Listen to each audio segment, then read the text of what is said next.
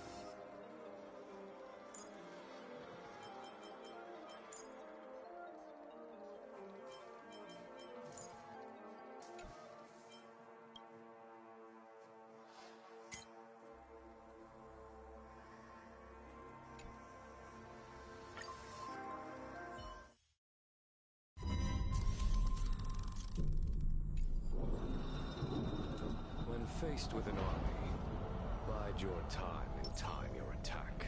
Watch this. I commend. Can't stop the run!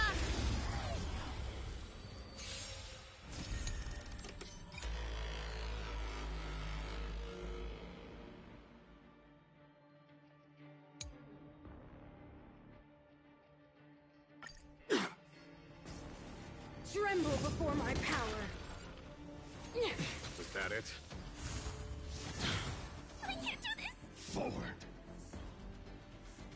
Give me strength!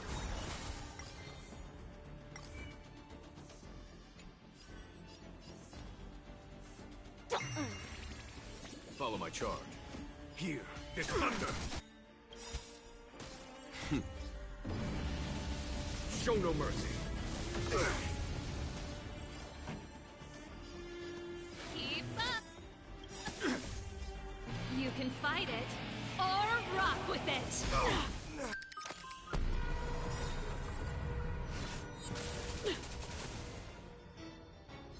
Behold, the power granted by them!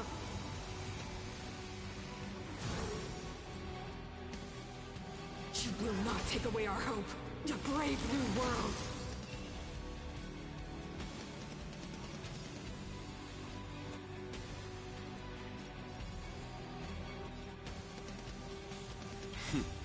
Time for the master. Show no mercy.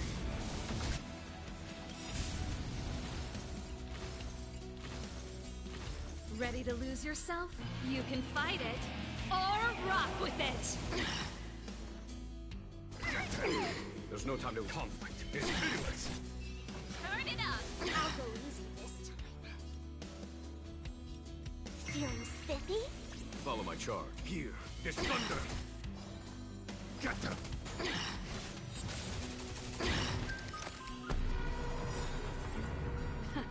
Keep up! They deceived me.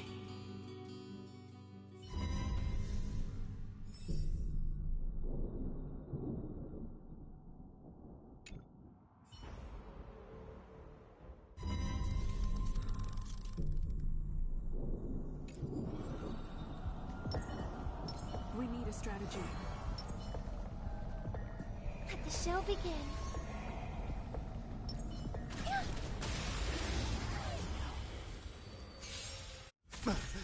Bear witness. To behold this symbol of pure beauty. I think something bit me. Stay back, Clara. It's okay. Stay back, It's Clara. okay. Are you alright? I'm okay. I want to protect everyone. Help me, Mr. Sora. Dangerous spots.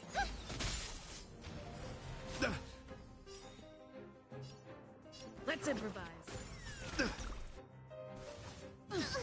It's your command. Rise to the challenge. I'm not afraid of you.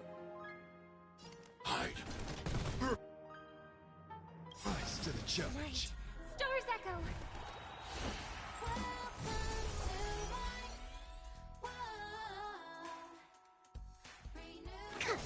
Take your positions. Dreams do come true. The mood is set. Let the show begin. Target threat index lowered. Annihilate. Bear witness. To honor.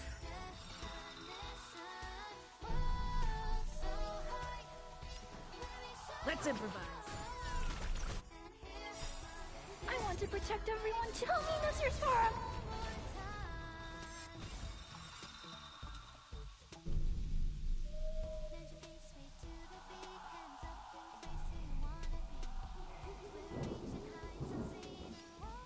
Eliminating threat.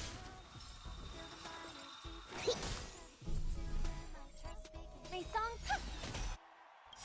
Tonight, stars echo. Stay in step. Dreams do come true.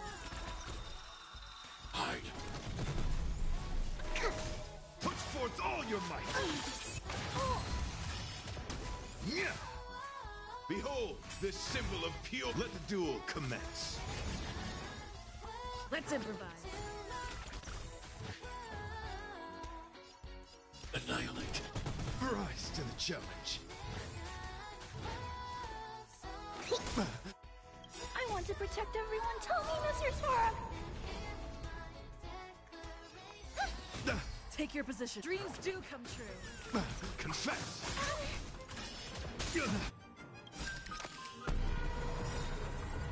The mood is set. Let the show begin. For chivalry.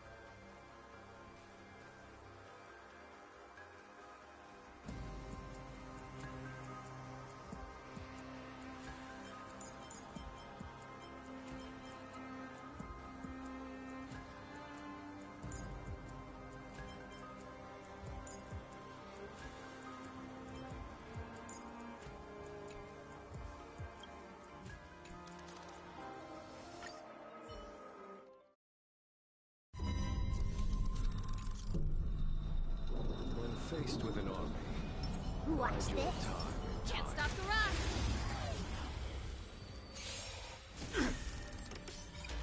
Tremble before my power. We can't do this! Forward! Get them! Our position is so. Like that, huh?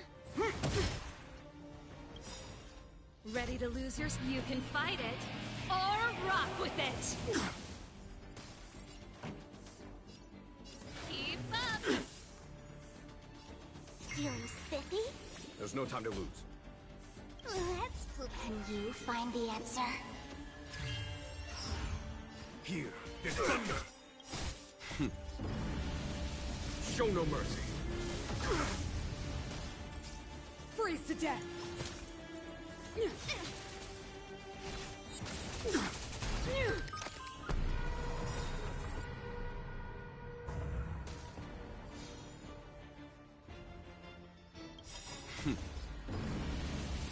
Show no mercy. Ready to lose your... You can fight it, or rock with it. A foregone conclusion. Conflict is pitiless.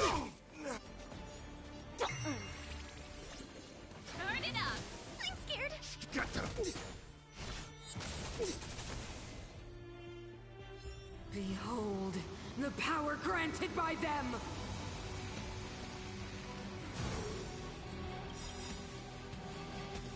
Can you find the answer? Fiends or devils, I'll crush them all! Time for the old world to collapse! A brave new world! Here, this thunder! I'll go easiest. Feeling spiffy? Keep up! Ready to lose yourself? You can fight it, or rock with it! I'm gonna hold everyone back again! Turn it up! Follow my charge. Conflict is pity. Show no mercy. Get them!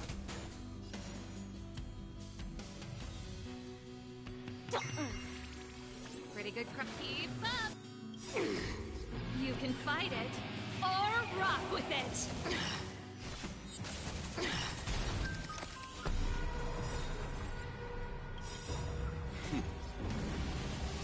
Show no mercy. Ready to lose your... You can fight it, or rock with it! A foregone. Here, this thunder! Get them! Feeling spiffy? Turn it up! Conflict is pitiless. They deceived me.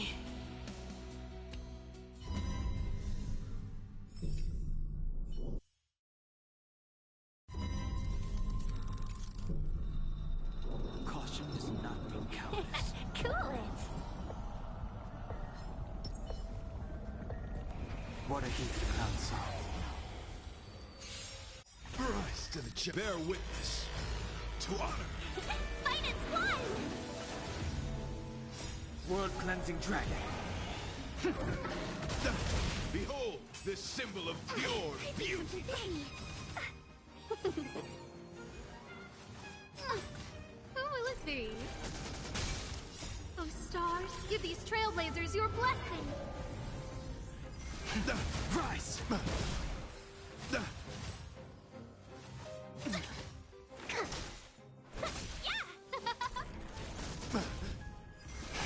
Break!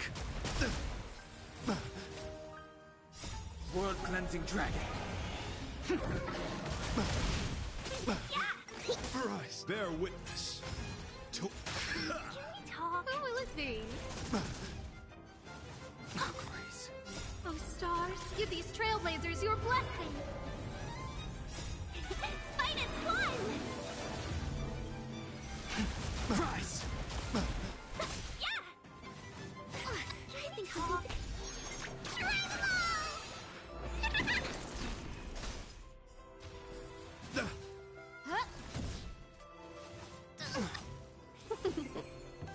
Behold, this symbol of pure. World-cleansing dragon. Rise to the challenge. Break!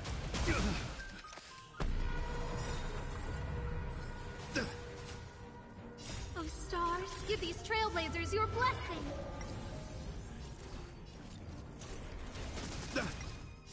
World-cleansing dragon. Rise to the challenge. Fight as one!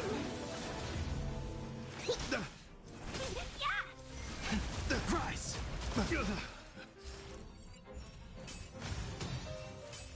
Who will it be? Break! World-cleansing dragon.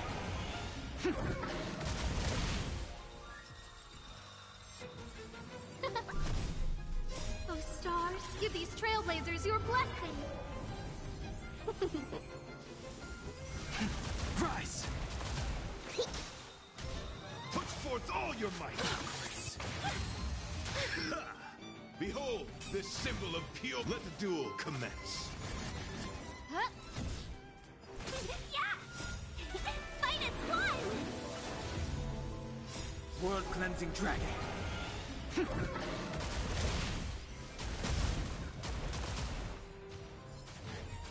Deep breaths!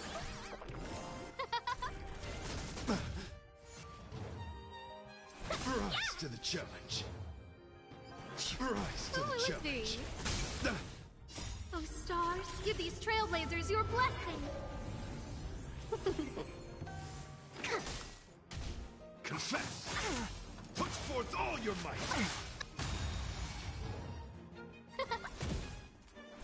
Yeah! Rise! Rise to the challenge. World cleansing dragon. Rise to the challenge. Here, try this! Huh? Rise to the challenge. Oh, stars, give these trailblazers your blessing. World cleansing dragon. Rise to the challenge. -1! Deep breaths. Rise! Rise to the Here, challenge. try this! For chivalry.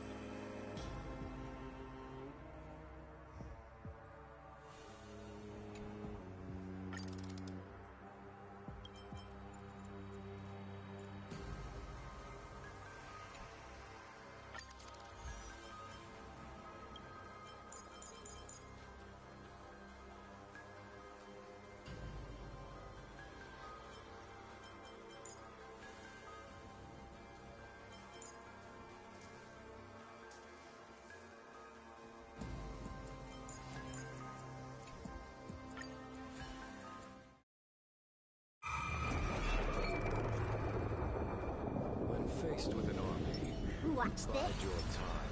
Can't stop the run!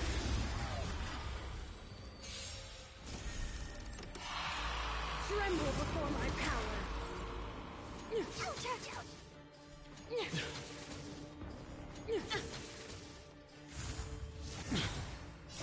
You can fight it, or rock with it! Our position is solid. Give me strength. That's it? Feeling spiffy? Can you find the answer? Fiends or devils, I'll crush them all! Show no mercy.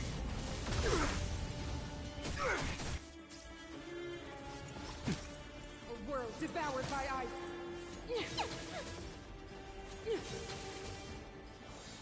Keep up! You can fight it, or rock with it!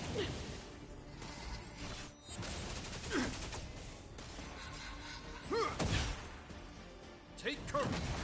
Get them! Turn it up!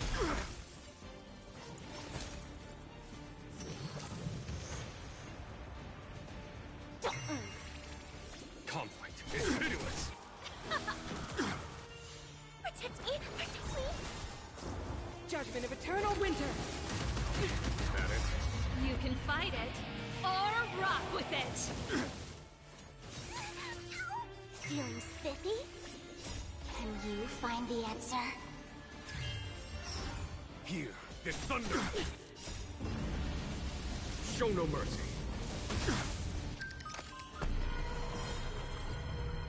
Can you find the answer? Show no mercy. You can fight it, or rock with it! Fiends or devils, I'll crush them all! Resistance is futile.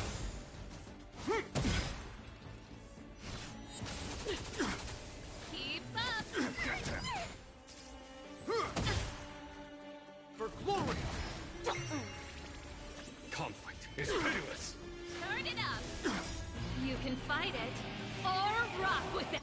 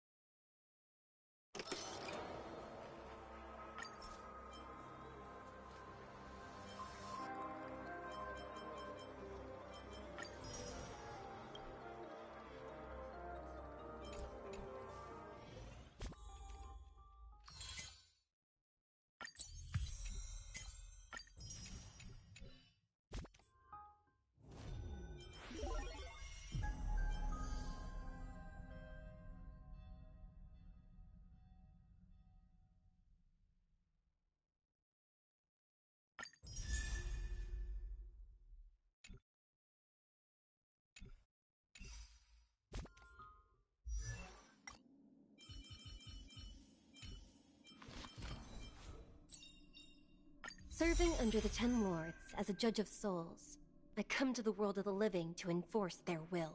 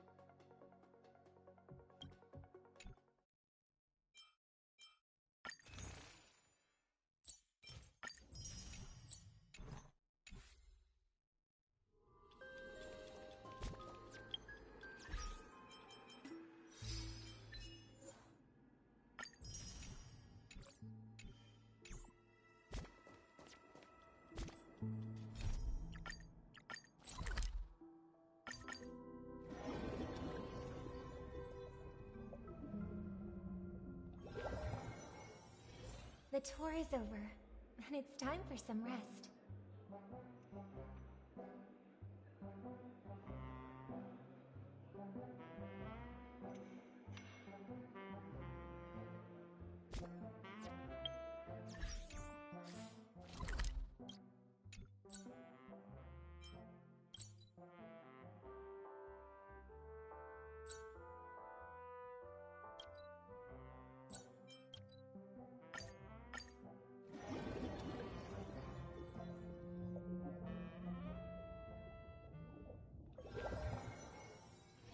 The tour is over, and it's time for some rest.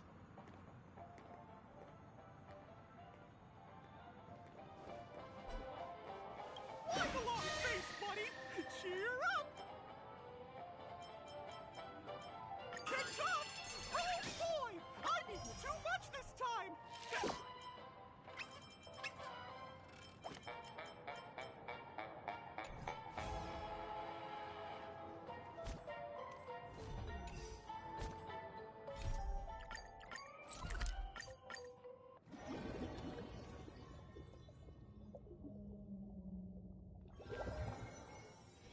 The tour is over, and it's time for some rest.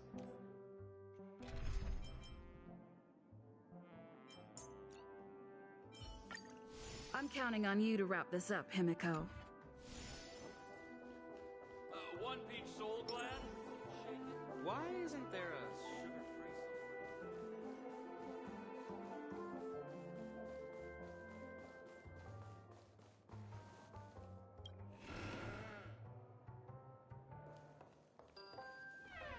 Wake up! Wake up! Hey! Wake up! The sun's frying your butt!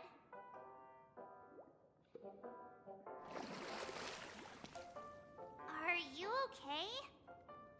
Can you hear me? I didn't hear a peep from your room, and it really freaked me out.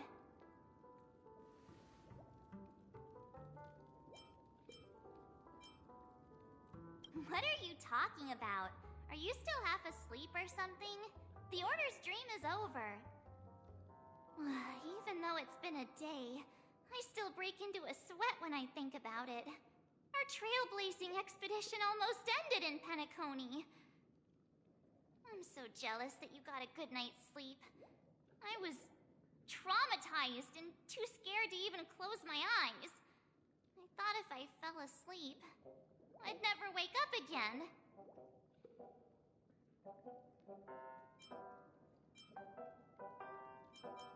The Stellaron was sealed while you were sleeping. The ordinary people in Penacony have no idea what happened. They just feel like something's missing from their memories. The family's official statement was like, "The Charmony Festival was attacked by an unidentified Stellaron and came to a halt." After all, they can't just reveal the truth about the Order. Now, all the major lineages, except for the Oak family, are dealing with the aftermath. The family has invited the crew to the Radiant Feldspar as witnesses for an important meeting. Everyone's waiting for you, so hurry up and pack. We're leaving as soon as you're ready.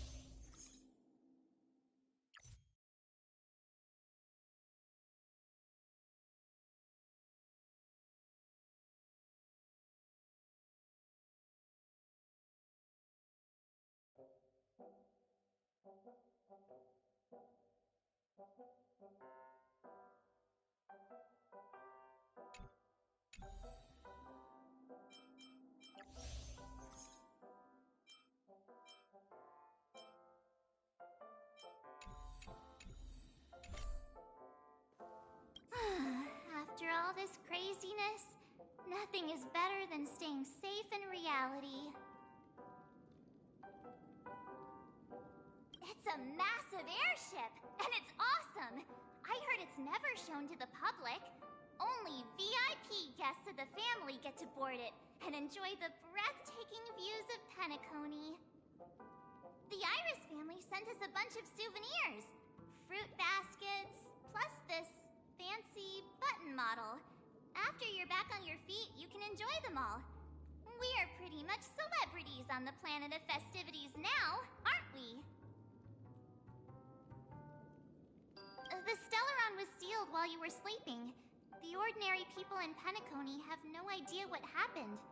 They just feel like something's missing from their memories. The family's official statement was like, "The Charmony Festival was attacked by an unidentified Stellaron and came to a halt." After all, they can't just reveal the truth about the Order.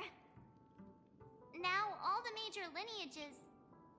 Why the sudden interest in that? Well, I was dragged into this sweet dream.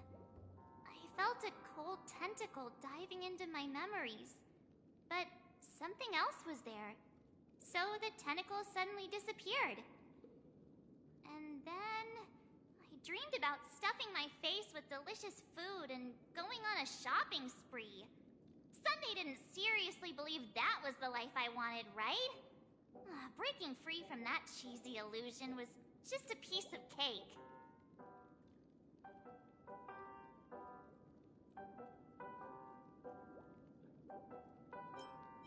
Yeah, let's go. We've got some time before we board the ship, so let's catch up with everyone at Dream Jolt Hostelry.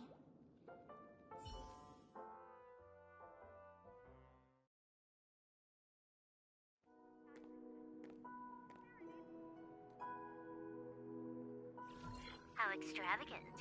Just like Epsilon. How was it? Did it live up to your dreamscape expectations? You already asked that when we first got here. Yeah, and you said no back then. But after all this madness, I'd say you've grown fond of it. Just a heads up, you're still on the Bloodhound family's wanted list, so keep a low profile. And this time, it's Firefly in the picture, not Sam. That's gotta be a whole new experience for you, right? Indeed. In Kafka's words, that's also a missing part of my life. Still, it'd be quite inconvenient if I can't move freely. Could you help me out, Silverwolf? I knew you'd say that. Don't worry. I've hacked all the systems and left no trace. Don't do anything that may draw attention, and don't talk with guards. They might recognize you. Keep these 2 points in mind, and you can go wherever you want, unbothered. Thank you. No problem, Miss Samuel. I love this fake name. Now that we're done here in Penacony, what will you do in your free time? I hear the Genius Society is here. How about we go stir up some excitement? Well, you know my script isn't over yet. I didn't bring you back to hear an answer like that.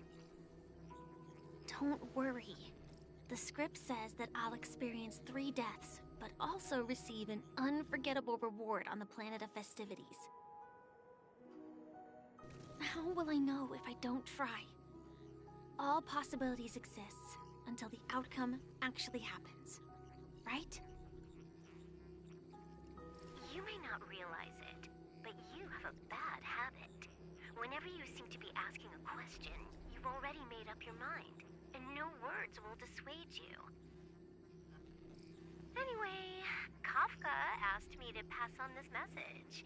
If you see anything fabulous in Penacony, get one for me too.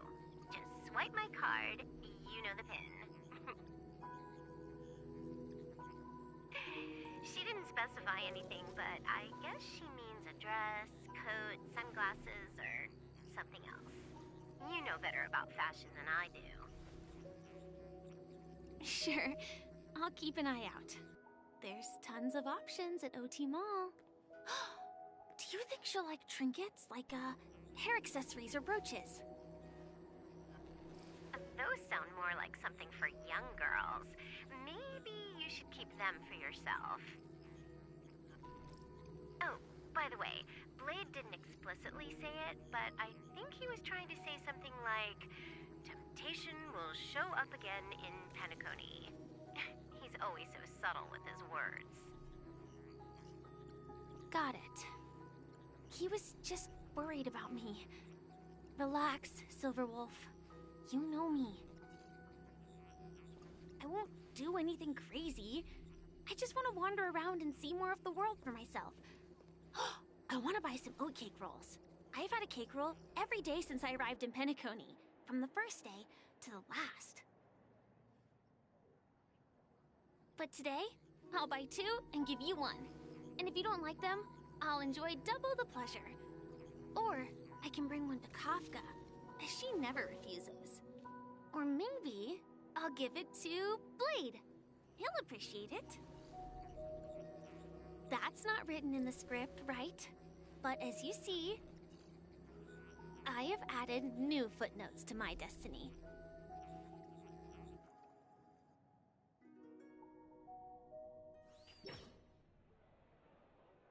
Welcome, Director Topaz. The family ambassadors are still inside making preparations, but the big boss hasn't arrived yet. It'll be a while before the conference starts, I'm afraid. Huh. Quite a spectacle. The family really knows how to make things look impressive. I thought they would choose a more formal and low-key location for the conference. I didn't expect them to go with a luxury airship. About this, Director. I've asked around. This airship, named the Radiant Feldspar, belongs to the Alfalfa family. This conference between the IPC and the family will have a direct impact on Penacony's future. Such an important event should have been held at it. Well, somewhere secretive in the moment of morning dew. The atmosphere here, it doesn't feel serious enough. If I'm right, this conference is probably just a prelude. Whoever organized it wants to assess the IPC stance beforehand. This influential figure either has their own ambitions and wants to reach a preliminary agreement, or they plan to put pressure on us to make us back off. Oh, your mind is always so sharp, Director Topaz. And when the big boss arrives, please remind her to be cautious and watch out for any traps. Thank you for the reminder, but I don't think that will be necessary. When she's at the table, it's the others who need to be cautious. Just tell everyone on our team to stay focused on their tasks and not worry about the negotiations. Oh, got it. I'll do it right away. Oh, and one more thing. Don't call Miss Jade Big Boss in front of her, or there will be serious consequences. I mean, really serious. Got it. Thank you for the reminder, Director.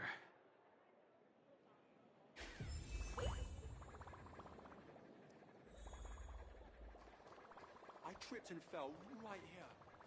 Just completely face planted.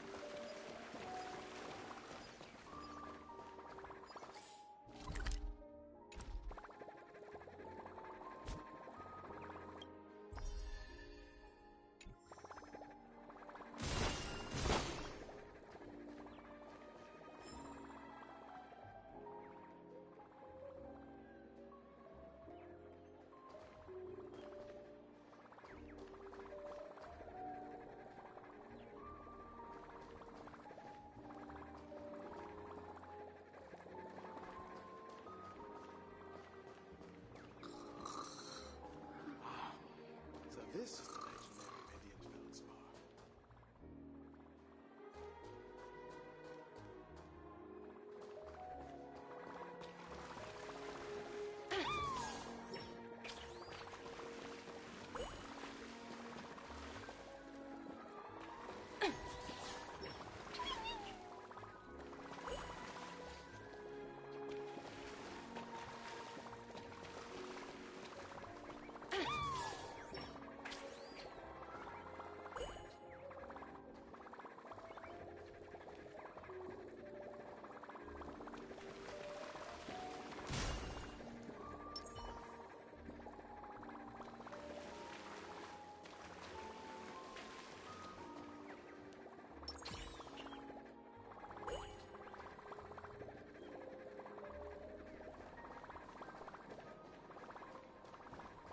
Tripped and fell right.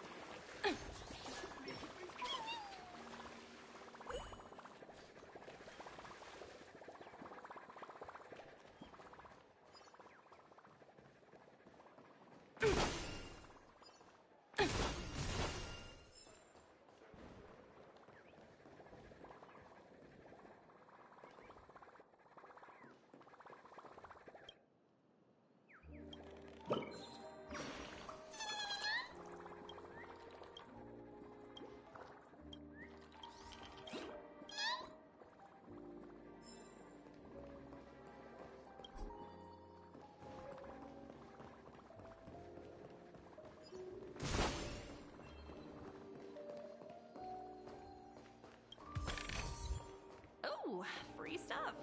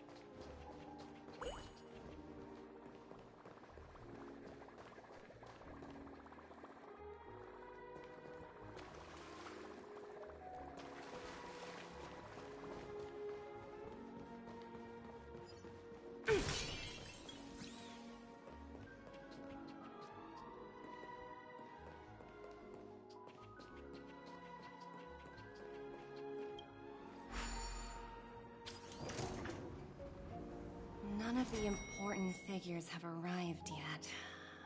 Huh. Looks like the conference won't be starting for a while. It's such a bustling place.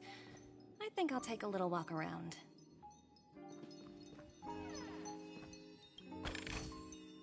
Hard work pays off.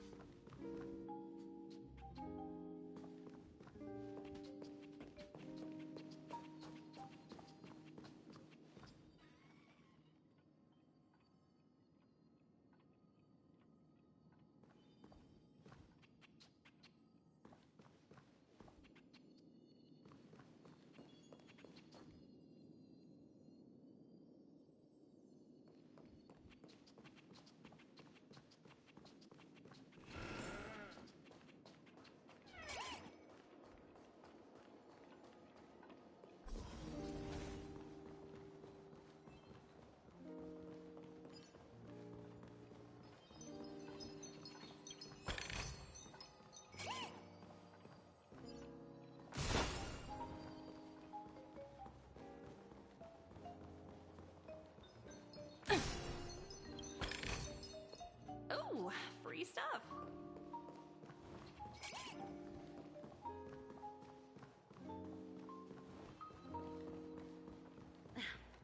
Watch yourselves in front of the IPC.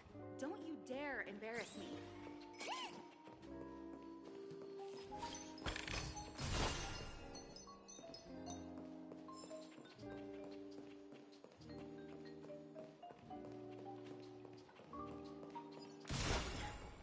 Watch yourselves in front of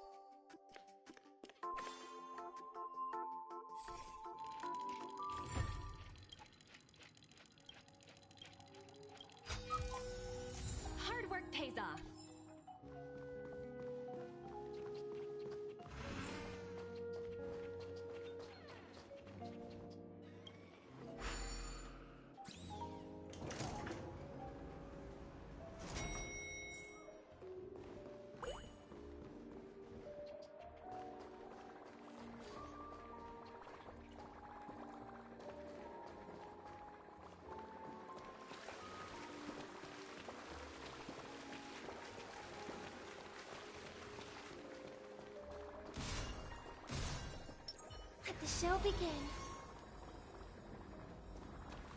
How beautiful!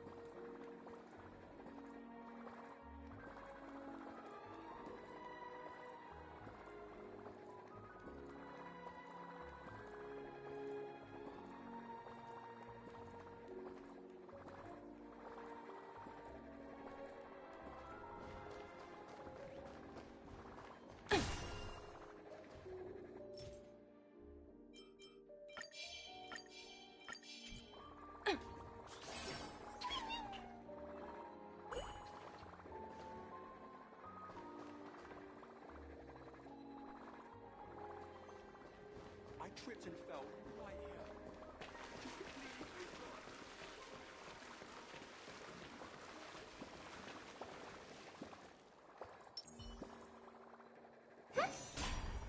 Let the show begin.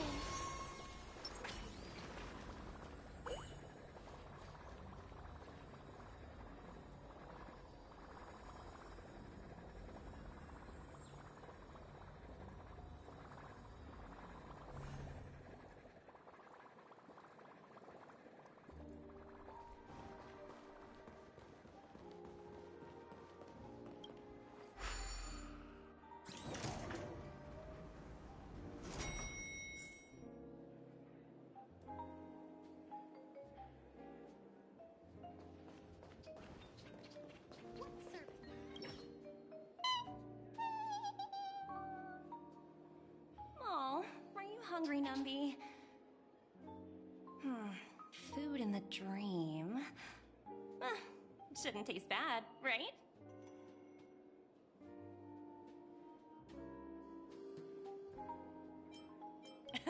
Numby, catch!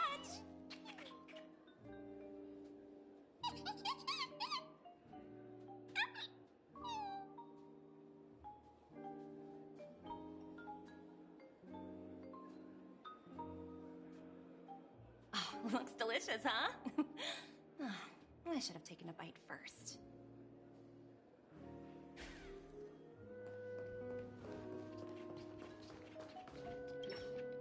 So many buttons.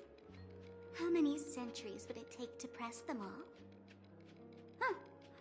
Didn't expect those pooches to actually recycle them all. Huh? What are these?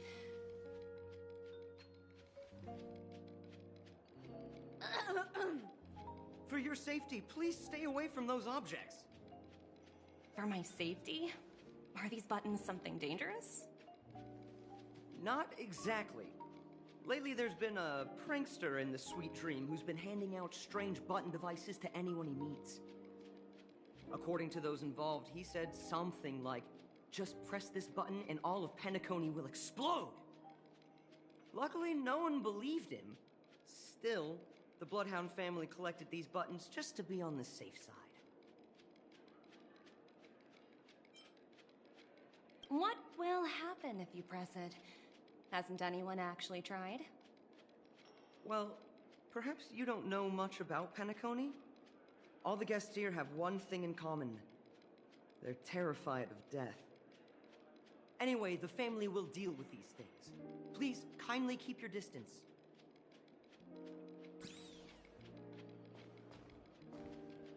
For your safety, please stay.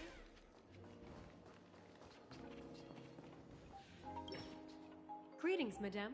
What can I do for you? Hello. Could you tell me more about the Radiant Feldspar? I assume you are the ambassador of the IPC Strategic Investment Department. It's my honor to assist you.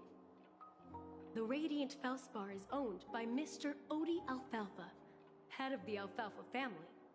Mr. Alfalfa invested a significant amount in building this luxurious airship an Ember era ago, and it has been sailing across the 12 hours of the dreamscape ever since. Oh, so it's owned by old Odie himself. No wonder the ship is so lavishly decorated. Indeed. Mr. Alfalfa has impeccable taste. Only the most prestigious guests are invited by the Alfalfa family to board this airship. Please allow me to continue my introduction.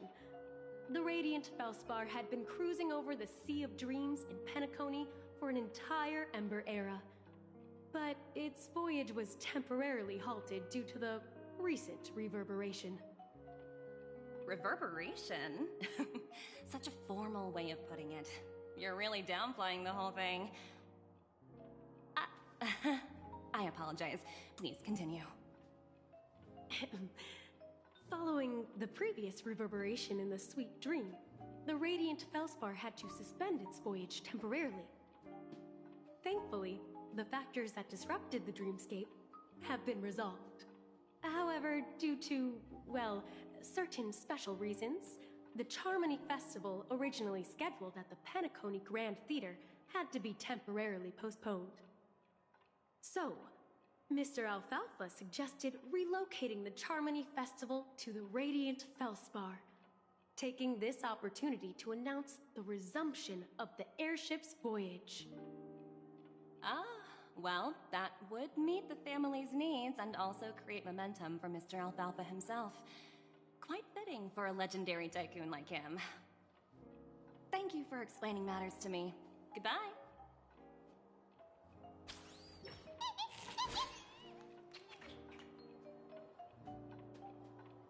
Hello?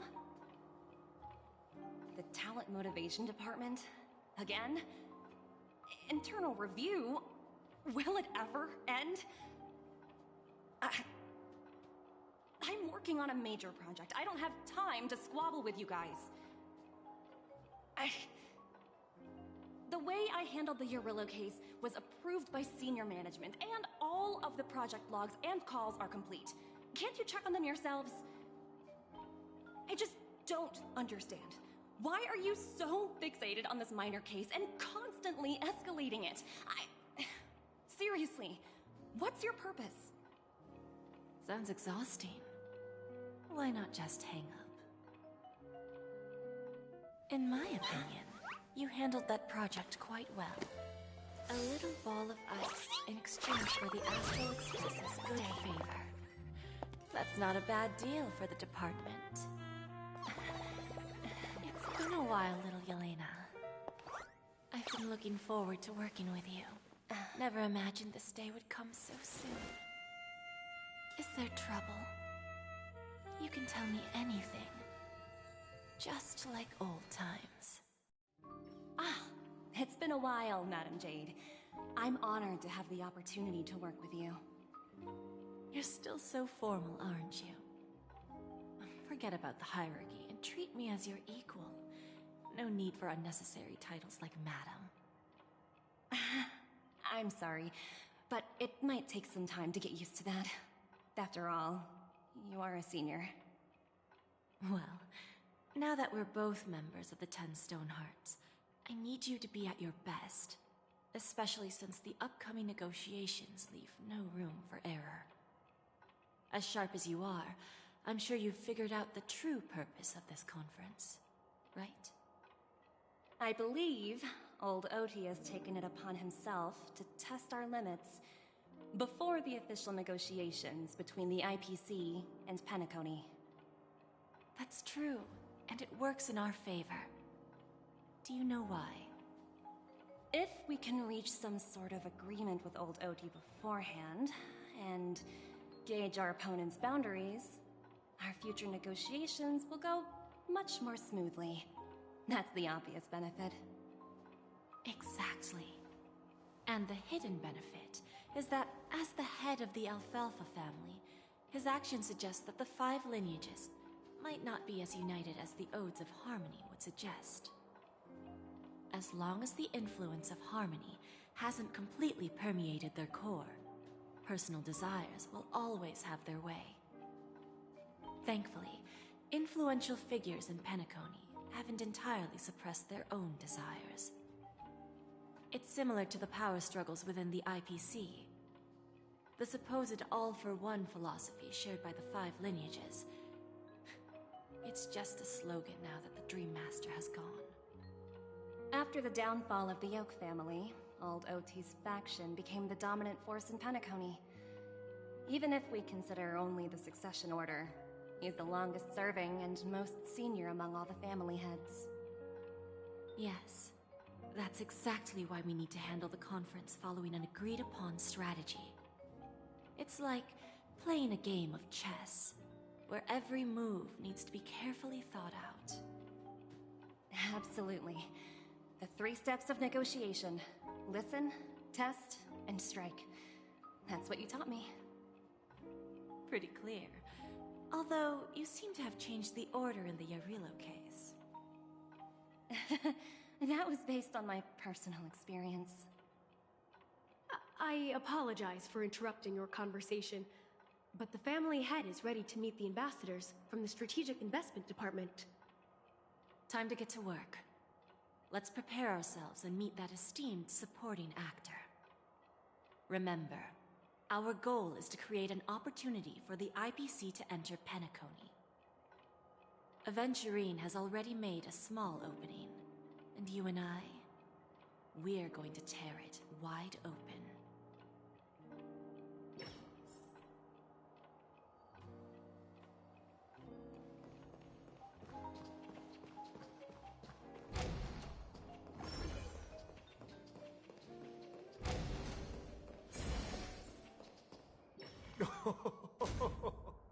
Welcome aboard my ship, the Radiant Feldspar, smart and charming ladies. Please, have a seat. Let's have a pleasant conversation.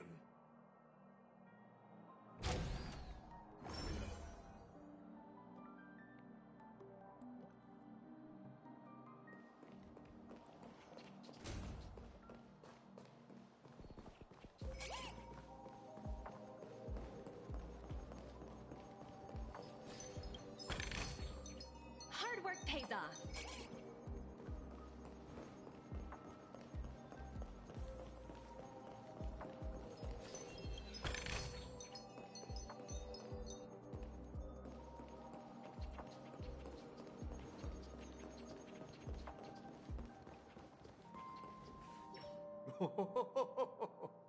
Welcome aboard, my dear ladies.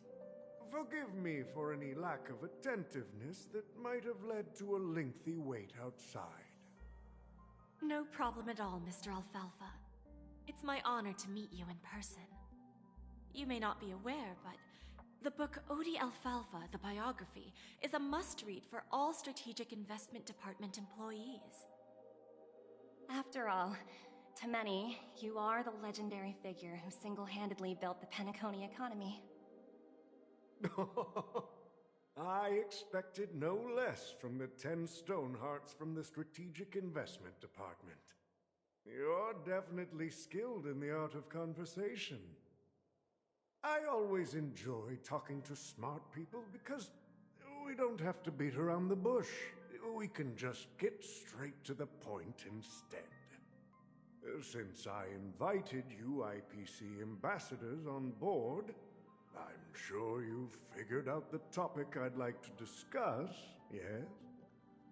The future of Penacony, if I'm not mistaken. Precisely.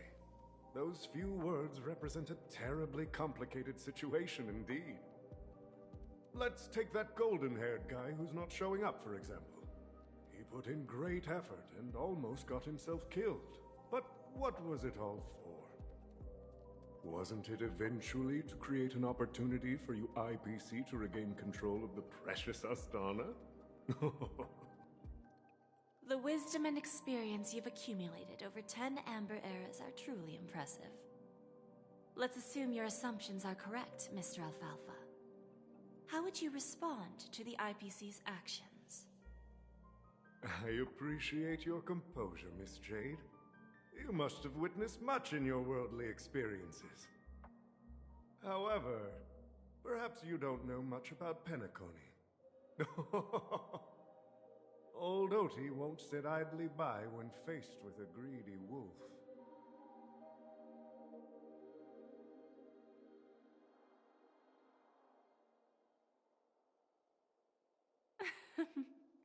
Please, go ahead.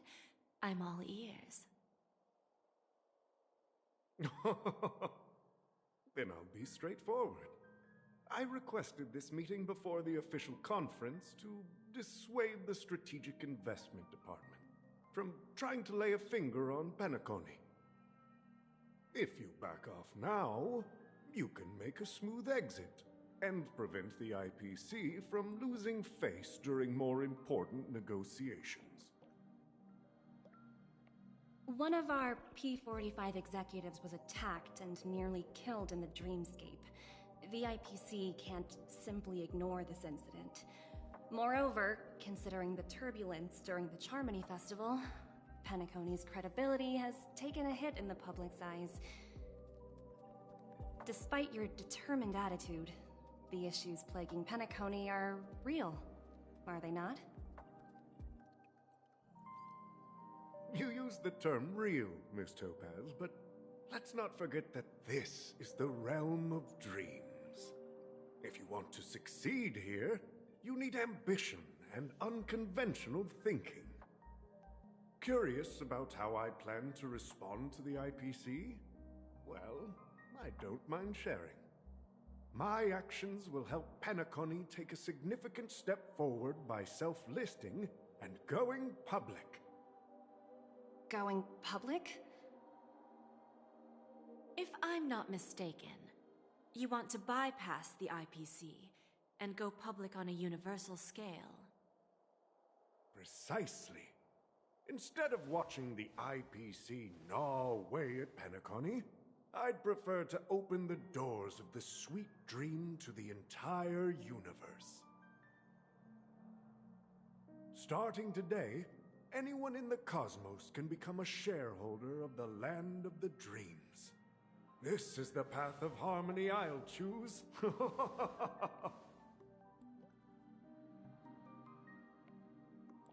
This reform should have been implemented earlier, but unfortunately, the Oak family were a bunch of blockheads blinded by order.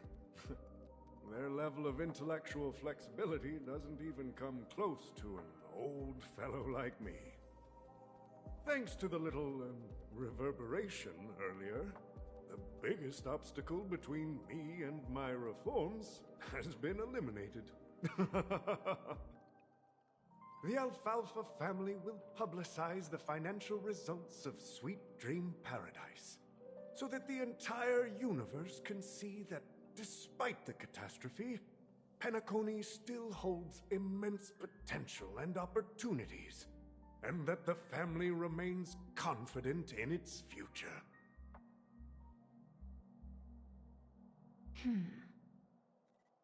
Crisis and opportunity are two sides of the same coin. So, you've been waiting for the right moment for Penacony to regain the spotlight.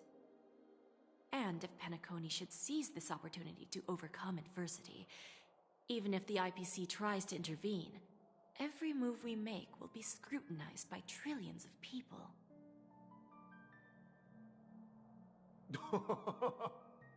Now I'm convinced that you've indeed familiarized yourself with my biography, Miss Jade. So, about your next move. Please, consider it carefully. Indeed. We need some time to digest such a wealth of information. I suggest we conclude the first half of our conference, Mr. Alfalfa. Please allow Topaz and me to confer privately for a few moments, and to respond on behalf of the IPC later. Of course. Take your time, dear ladies.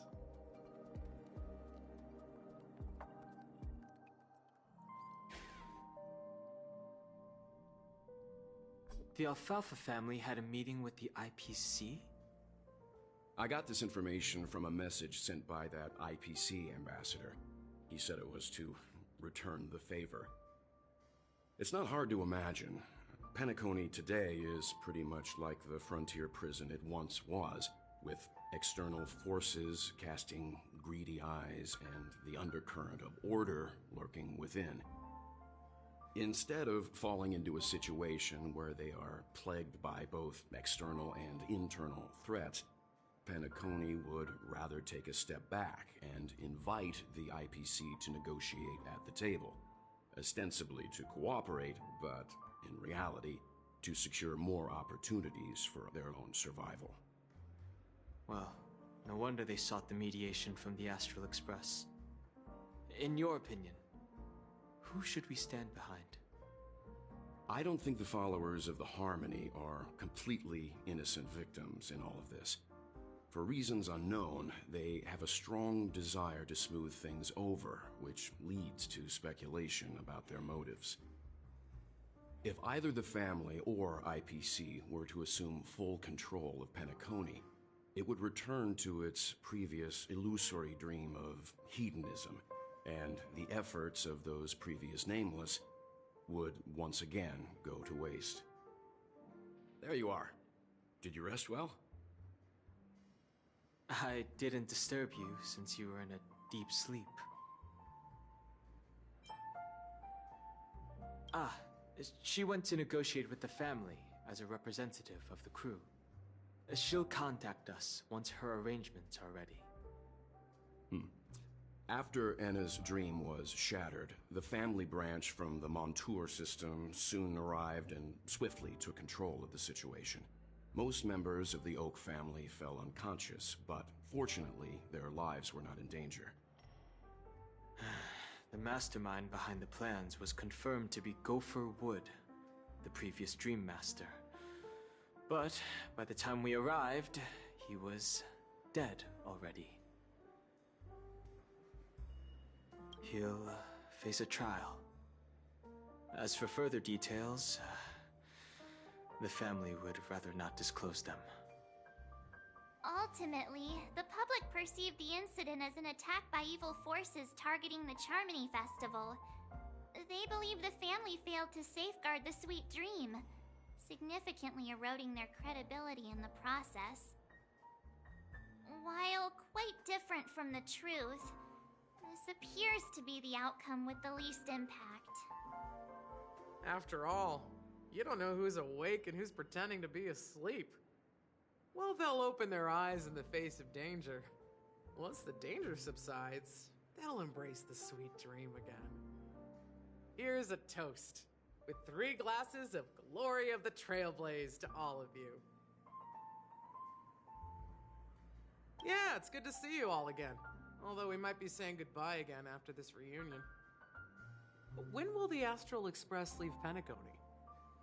We'll stay a bit longer, but not too long. So, this is our final meeting then?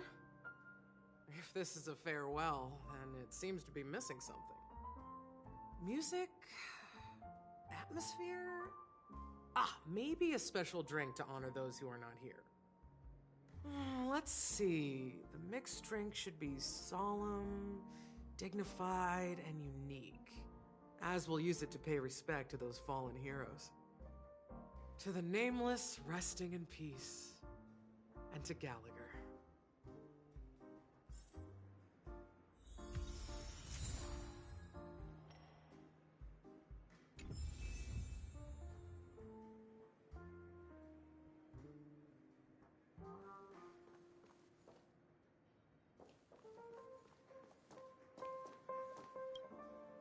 It's rare for all passengers to leave the Express together during a trailblazing expedition. But for Penacony, it seems most appropriate. Given the conductor's presence, there's no need to worry about it. However, it's crucial that we soon return to inform Pom Pom about, the Nameless.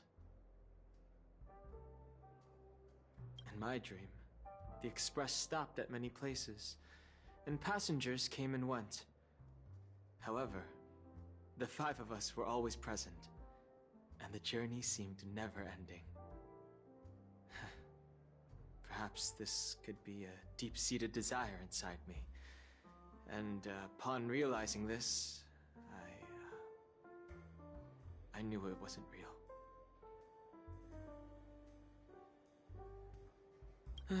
No related records exist in the databank, but I have a theory. The hidden dangers of the Order have always been within the Harmony, and this issue existed within the family from the very beginning. However, now that more powers in the universe are aware of this secret, the situation in the cosmos will become more complicated. Like I said, we'll go and see. Once we've packed everything, we should head to our next destination.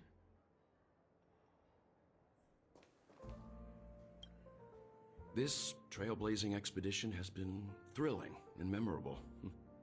Hopefully we've all gained insights about ideals, paranoia, clarity, and dreams from the experiences we've had. One bird longs for the earth and the other longs for the sky. Even if Robin had to stop her brother with her own hands, she won't give up on him. However, facing punishment from the Harmony is inevitable. He will face a trial. As for further details, the family would rather not disclose them. Since the family took up residence in Penacony, the Order has been hiding in plain sight under the guise of the Oak family, using the Stellaron's power to strengthen their hold on the Sweet Dream, which eventually resulted in disaster. That's the claim the family makes. Whether they were truly unaware of all this is a delicate matter. Venturine's efforts finally earned the IPC a seat at the table. As a result, a more senior representative arrived in Penacony and initiated negotiations with the family. As far as the Astral Express is concerned, the IPC will make for an invaluable ally during the negotiations to prevent Penacony returning to its former ways.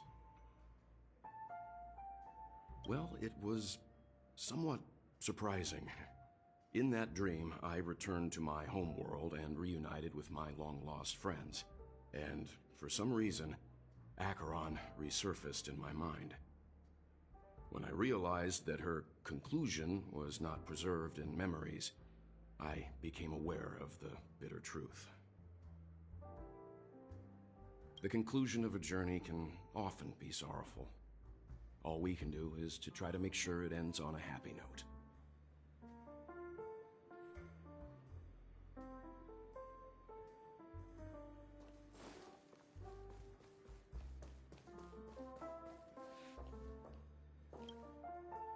Guess what? Something weird just happened when I was on my way over here. Someone gave me a strange gift. So I unwrapped it and found out it was a button with a message on the back. Just press this button and all of Penacony will explode. This sounds terrifying. Of course not. Who would press something like that? By the time I turned around, the person had already vanished. So I handed it over to a nearby hound. I heard there were many similar reports before the Charmony Festival started. I'm really worried about the future of Penacony.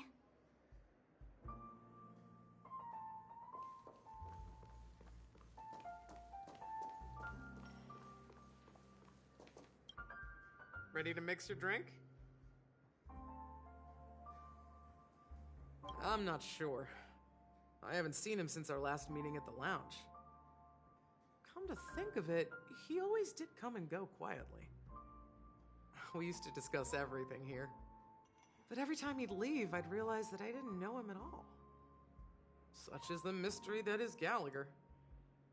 I have a hunch. Perhaps he's already fulfilled his wishes and won't be coming back. Before we start, would you like to talk to your friends? We have plenty of time.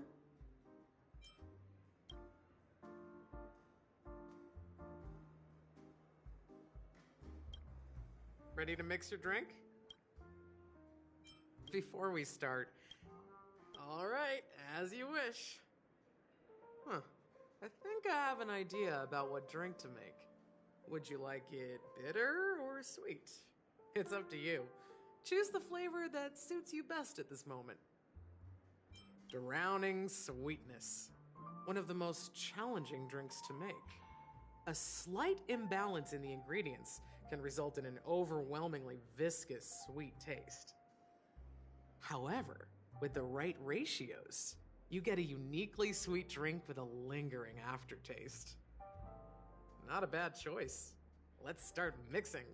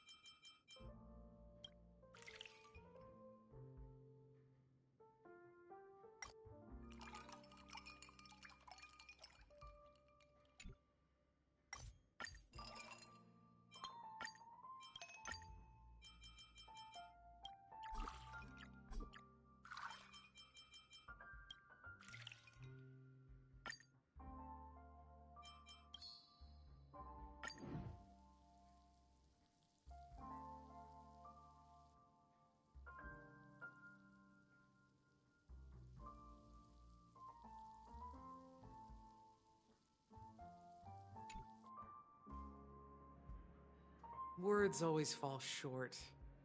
If you want to bring closure to past events at this lounge, there's no better way than mixing a drink. Blend all your memories and emotions together and stir them well. Through the filter of time, what remains in the glass is something to savor. Well, it's done. Here's to the nameless resting in peace, and to my friend Gallagher. The spirit of freedom will spread far and wide among the stars, and its legacy will be more timeless than a pastoral song.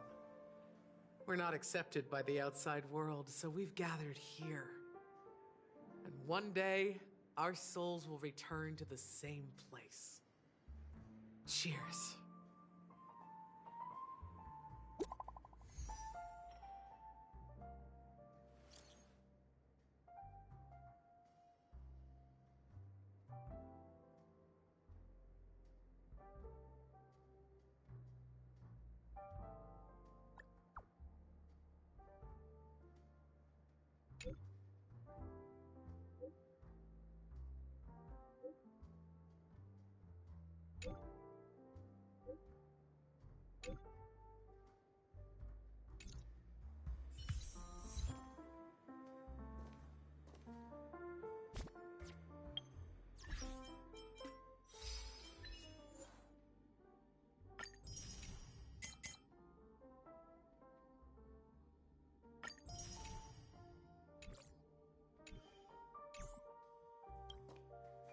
are you leaving? Oh, then take this with you. I've mixed more of this last special drink for you. The past shouldn't be forgotten. So I hope it brings back the flavors of Penacony. Thank you. I'm sure it'll leave a lasting impression. If you happen to run into Gallagher, make sure he has a sip too. I know his tastes, and he'll be thrilled. Then, I guess you won't be seeing him. Alright, enough with the heavy stuff. You guys have important things to take care of, so let's not dwell on things. Whether it's the Astral Express or Penacony, there's still a long journey ahead. So let's lift our spirits, guys, and embark towards our tomorrows.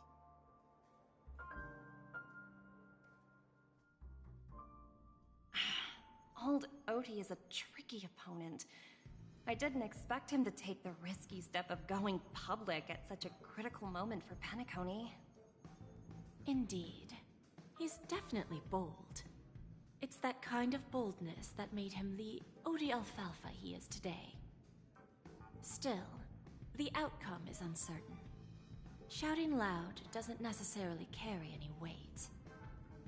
What about the phone call I asked you to make, Topaz? Ah, they agreed. But it'll take some time before they arrive. Just as it should be. The sweet dew should be served after the bitter poison. Looks like we'll be skipping the exchanging apples step this time around. Now that we're dealing with a greedy merchant, a simple apple wouldn't make a difference. Well, I guess I included myself in that remark too. Now I'm a bit curious, Topaz. Do you think Penacony is a quality asset? Yes. Despite its recent calamity, Penacony remains a top-quality asset within the cosmos, with good credit, lucrative potential, and promising prospects. Well, that's obvious, but what I truly wanted to know is, this project is obviously too bland for your taste, isn't it? That's true. I wouldn't be here if it weren't for Aventurine. But despite that, you trust him. You even entrusted him with a cornerstone. Something as precious as life itself, to finish this gamble. Are you not in the same boat, Miss Jade? Without us playing along, your Jade Stone wouldn't have made it across the border so easily, allowing you to see all desires that flow through dreams to gain a bargaining chip in negotiations. That's why I'm willing to stake my Topaz Stone to cover for you. It's like one big, elaborate game of chess. Once that kid sets his mind to something, nothing can stop him. Not even fate. Well, at least he's still alive, and that's the best outcome. Looks like we've strayed off topic, Miss Jade. Should we discuss our next steps? No need. I'll go it alone. Meanwhile, you can go greet our honored guest and wait for my message. Okay. Is that Robin? Huh. She's also here on the Radiant Feldspar. Yeah.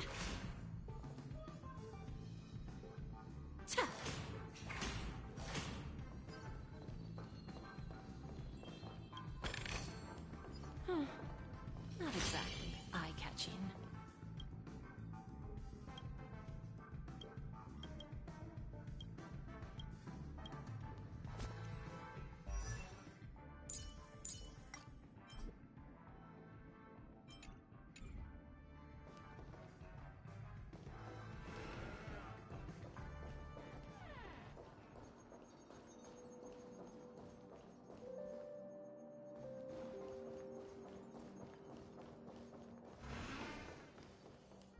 There's a good child. Do as you're told.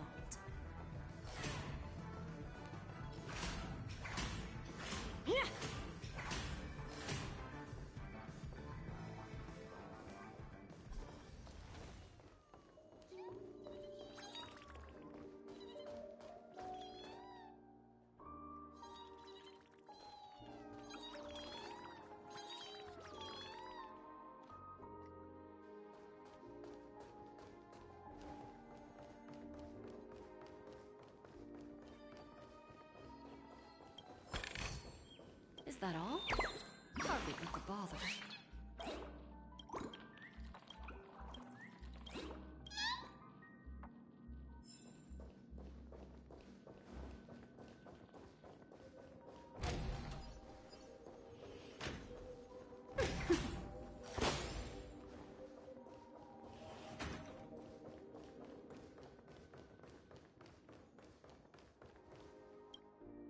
Greetings, Miss Robin.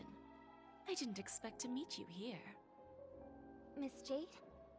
Greetings.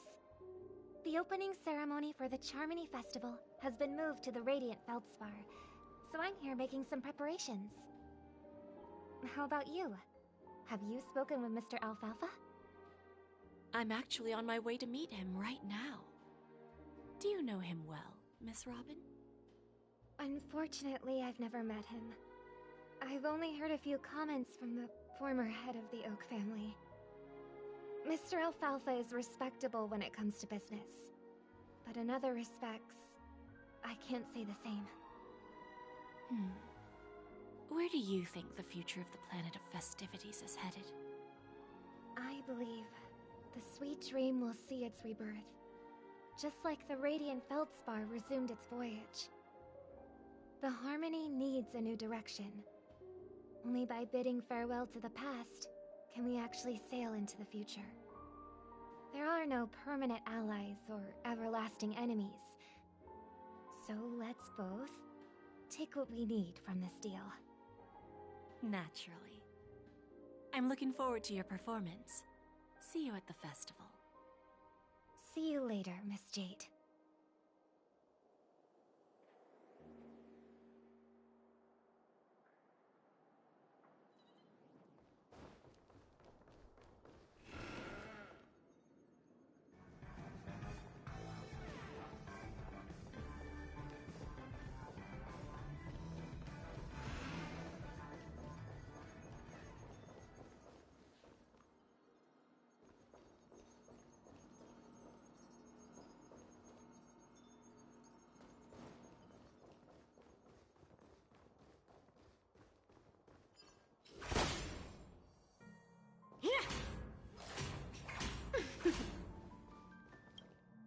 Thank you for your patience, Mr. Alfalfa. Let's continue our discussion. Figured out something already, Miss Jade? But where is Miss Topaz? Topaz has something else to take care of. You'll be seeing her later. Talks can still continue between the two of us. Is it just me, miss? Your tone sounds very different now. I need to set a good example for my junior. It's not a good habit to be too loose-lipped during negotiations, right? Now we can speak frankly and openly. Do you believe what I said, Odie? You're not the only merchant who has seen the changes in the cosmic market over the past 10 Amber Eras. Interesting. Now that's interesting. Good. It's good to be straightforward. Openness and transparency are my things. So, tell me, what's your next move? Unfortunately, I'd like to speak the harsh truth before laying out my plan. Let's cut to the chase. First, your plan won't work. Penacony has no way of sidestepping the IPC and going public. Second, you can't stop the IPC from entering Penacony. We've got all the time and connections in the world to find a way in. We'll keep tearing down and rebuilding this place until the Asdana system gets used to the IPC's ways again. Now, I'm repeating your words exactly. If you don't want to be a laughingstock and have everyone gunning for you at the official conference, you'd better drop your little pie-in-the-sky plan. Oh, interesting. Indeed. You surely have a way with words. Now, I'm curious to know what you have up your sleeve. Mr. Alfalfa, let's not forget that the IPC controls the biggest interstellar publicity platform. More than half the news networks in the universe take their orders from us. The moment news spreads about Penacony going public, trillions of customers will immediately receive a message like this. The family's protection for Penacony has expired. Any mishaps in the dreamscape could result in permanent brain death. Care to guess how many ways we have to turn alfalfa credits into worthless junk within a measly 24 system hours? With the entire cosmos keeping a close eye on Penacony, I assure you, it won't be too hard. You really think you can pull that off? Even from Pier Point, as distant as it may be, I'm more than capable of keeping you on a tight leash. However, if you agree to give up that half-baked plan to go public, the IPC will assure you that we'll never jeopardize the interests of the family heads under your leadership. After all, we also need allies here in Asdana. The IPC can assist Penacony with financing, starting by acquiring 30% equity shares. With our financial support, stabilizing and rebuilding Penacony will be a piece of cake. 30% equity, you say? Who can guarantee you won't want more in the future? That's the brilliant part of it all. The answer is simple. No one. There are no guarantees. It all hinges on self-awareness and mutual respect. However, the board of directors will consider the interests of the family heads to some extent. You're a smart merchant, old Odie. Isn't the whole purpose of this elaborate game to showcase your business acumen and seek more benefits for the family? It benefits us if we both take a step back. And if that's not enough for you, I'm pretty sure that another goal of making Penacony go public is to expand the influence of the Planet of Festivities and attract more customers. I understand your concern, and I have a solution for that, too. Fine. Now I see your sincerity. As the head of the Alfalfa family, I don't think I have any reason to refuse your offer. However, as their chosen one, I still need one final answer. Go ahead. I'm listening. When I was a child, I heard the adults recite the tale of the ancient Ember Era, about the ascension of Shipe, the Harmony, and the downfall of Enna, the Order. The Order and the Preservation used to be close in ancient times.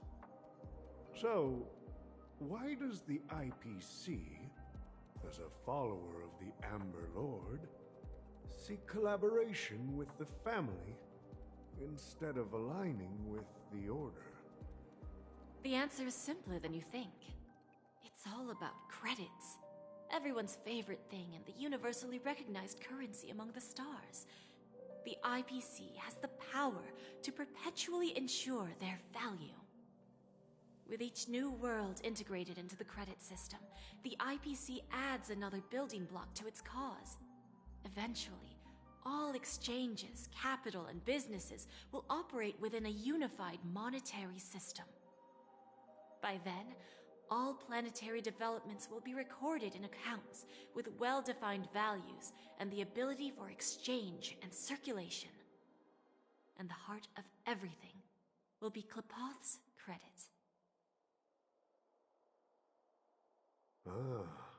And then the IPC will be able to exert influence over everything. Our intention is to establish enduring preservation, so I'm sure you can understand. This universe doesn't need two types of order.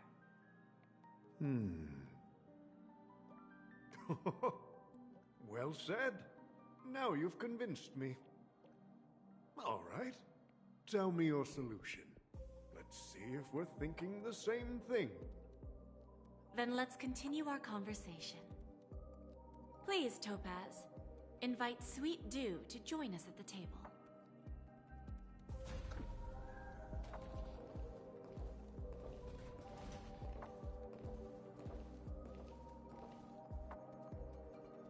Thank you for your presence, Miss Himeko. Please allow me to introduce her to you, Mr. Alfalfa. This is Miss Himeko from the Astral Express, one of the future shareholders of Penacony. I've heard so much about you, Mr. Alfalfa. It's an honor to meet you as representative of the Astral Express. This stunning lady is the navigator of the Astral Express? It's a pleasure to meet you. I believe everyone here is familiar with the general contents of the proposal. After this round of financing, the IPC is expected to hold 30% of Penacony's shares. Then, the IPC will transfer 5% of that stake to the Astral Express and recommend Miss Himeko as an independent director to honor the sacrifices and contributions made by the former Nameless to the land of the dreams. While this decision isn't finalized yet, we are honored that everyone here recognizes the way of the Trailblaze. While the Nameless didn't embark on their journeys for fame or fortune, if this is the wish of both the family and the IPC, I will represent the Astral Express and fulfill my duty as a member of the board of directors. The entire crew has agreed to assist in the reconstruction of Penacony. Beyond that, in our future travels, we are committed to bringing the beautiful dreams of the planet of festivities to more worlds. Of course, all cooperation is based on one premise. The path of harmony in Penacony must not be distorted again, and such a tragedy must never recur.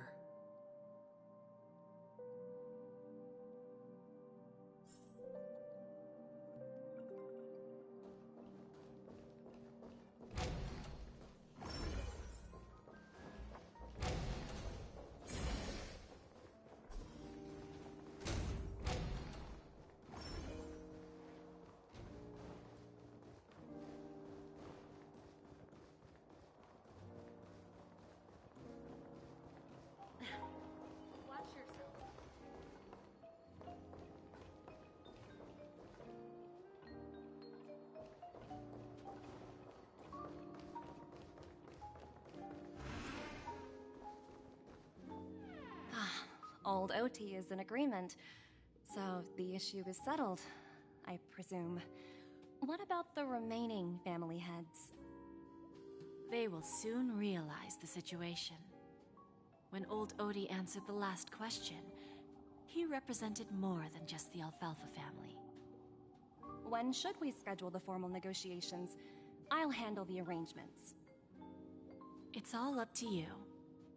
I'll step back and let you handle the negotiations and takeover. I won't be involved.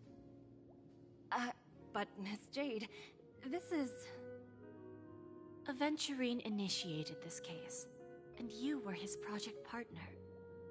If that kid hadn't overplayed his hand, I wouldn't have been pushed to the forefront. I came here today to help you sort out the toughest issue. I trust you'll be able to wrap things up quite nicely, little Yelena. Of course, there won't be any problems. And please, give Diamond my assurance. Don't worry. Diamond has always trusted us. I'll put in a good word for you, and you'll have your P-45 position back in no time. Radiant Feldspar. What a fantastic ship. Now that my business is done, it's time for me to indulge in my own little hobby. Ah, you want to open a Bon and Jade exchange branch on this ship too? Opportunities like this don't come around often. Just look at the guests on this ship. They're surely holding a wealth of valuable treasures. Well, I'll take my leave. A pawn shop can't run without a boss. See you around, Topaz. I have one more question for you, Miss Jade. Go ahead.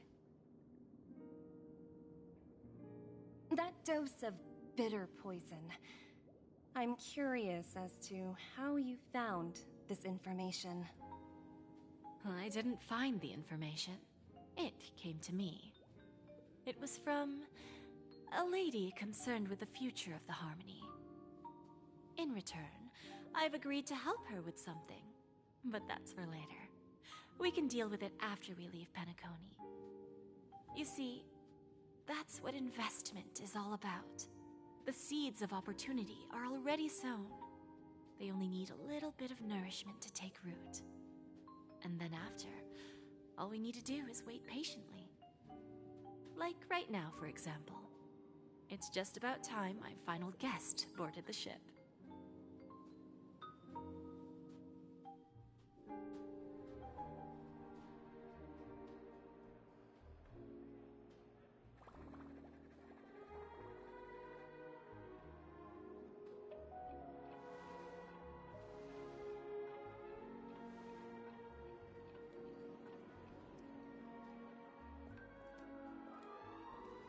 Sneaking in was way easier than I thought. The family's security is as lax as ever. So, this is the Radiant Feldspar. So luxurious. A pawn shop that grants wishes. Is there really a place like that on the ship? I'll find out for myself if the rumors are true or not.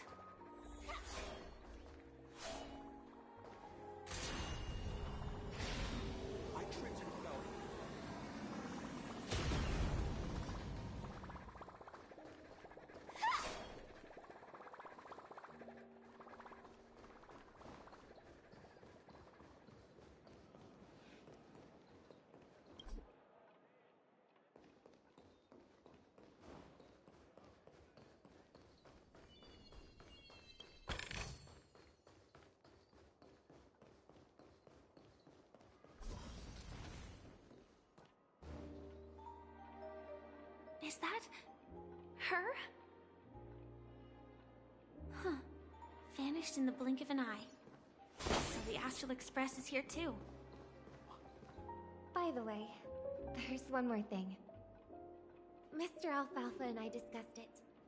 I'll present a gift to the Astral Express on behalf of the family as a token of gratitude for the Nameless's contributions to Penacony. Please help me with the necessary arrangements. Right away, Miss Robin. Can I ask you something? Oh, greetings, miss. Is there anything I can help you with? Do you know how to get to the pawn shop? Pawn shop?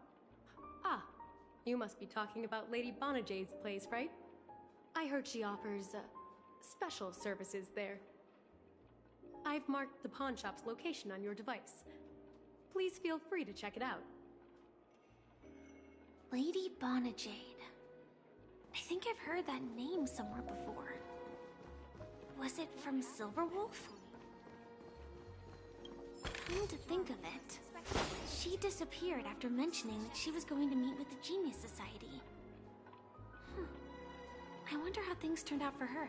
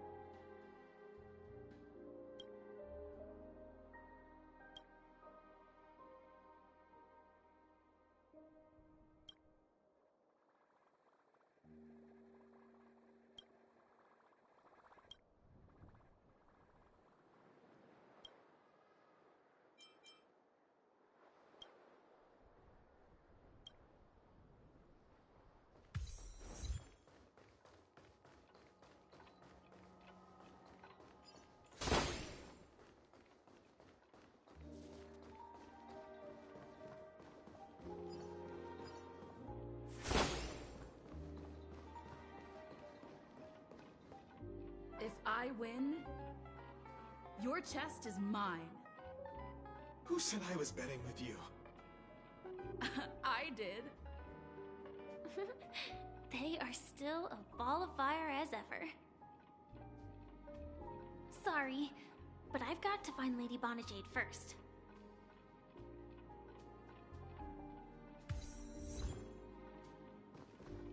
No, it's not the best time to do that. Sorry, but I've got to find Lady Bonajade first.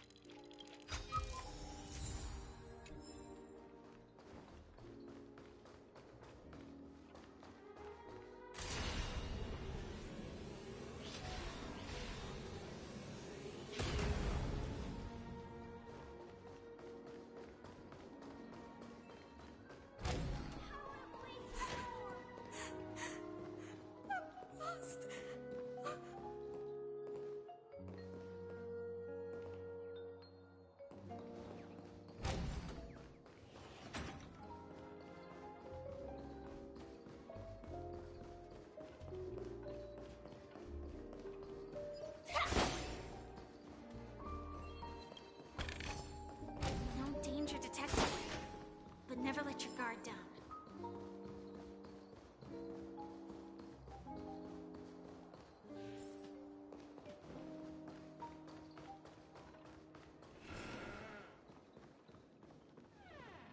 Welcome to Bonajade Exchange, Radiant Feldspar branch. How should I address you, dear lady? Just call me Samuel. Samuel. Nice name. So what do you need, Miss Samuel? And what are you willing to give up in return? I want to keep on living. And for that, I'm willing to give up everything I have. Everything you have? That's right. Everything. Miss Samuel, I think you'd best turn around. It seems you're not quite familiar with the term pawn. What do you mean? I mean it literally. I sense your burning desire to live, but unfortunately, you don't have anything of equal value to offer. Okay. A pawn shop that grants wishes. I see. It's just a marketing gimmick. Well, that's quite a harsh accusation. I understand you may not fully comprehend what I mean, but don't worry. I'll help you understand. Go and talk to these people. They're all customers of my pawn shop. See for yourself if their wishes have come true. Once you've done that, come back to me, I'll help you understand the true meaning of pawn and make you realize what you're missing. That Lady Bonajade feels more like a moneylender rather than the owner of a pawn shop. Well, I've got nothing better to do anyway. I'll do as she says and see what happens.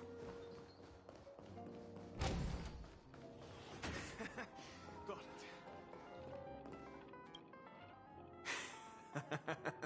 You stupid little girl.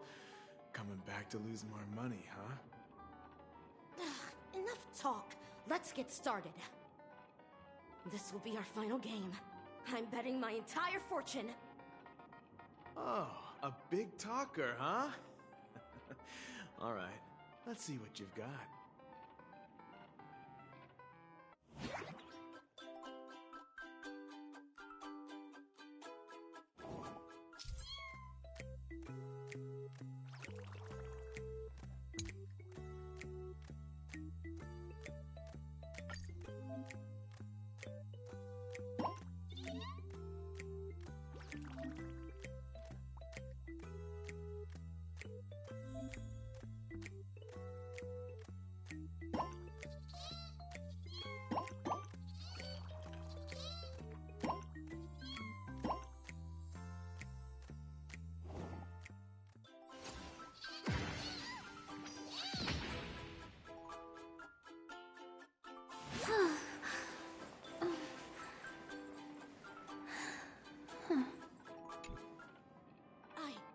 I won?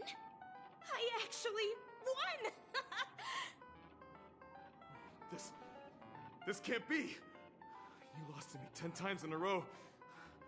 How could I possibly lose to you at such a crucial moment? It's true! Lady Bonajade has truly blessed me!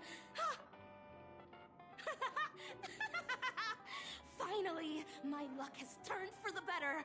Great new era for Stacy. The Master Gambler has arrived!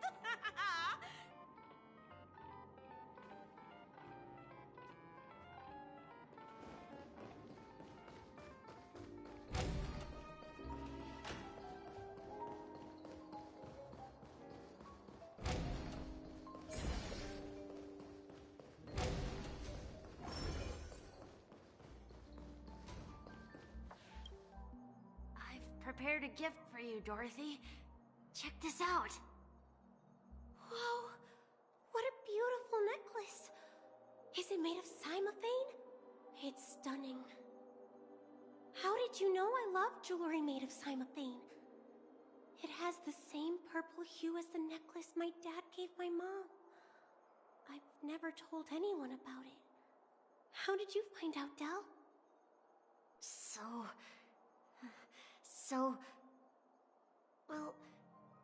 Will you go out with me? I will. Really? I mean, really? I never said yes before because I thought you had no idea what I liked. But this gift made me realize you were actually paying attention all along, trying to learn everything about me. So yes, I will. Wonderful! My wish has actually come true! So, shall we go, Dorothy? Let's go outside and enjoy the stunning views of the 12 hours! Yeah, let's go.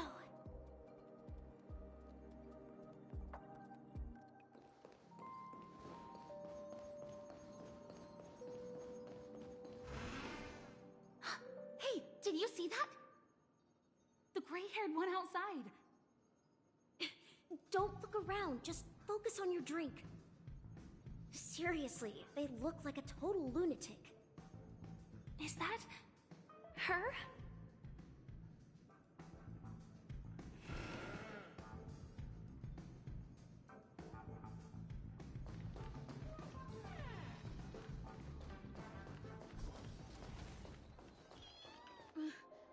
Chirp, chirp. Origami bird. Hey, little birdie. Come on. Oh, come Calm down already.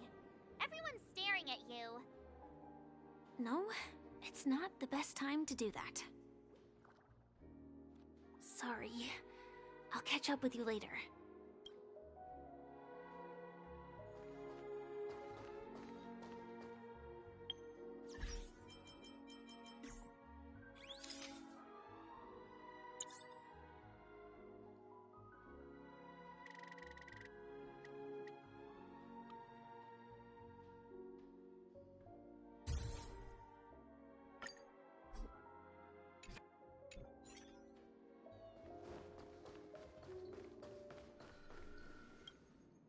Yeah, you heard right.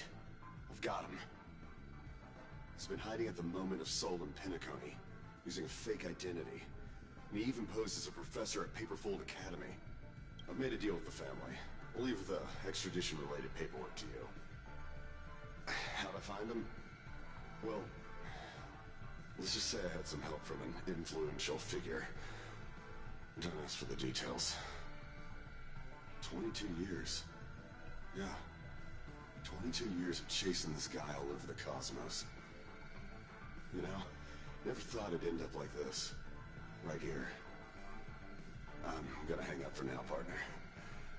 I need to raise a glass to myself.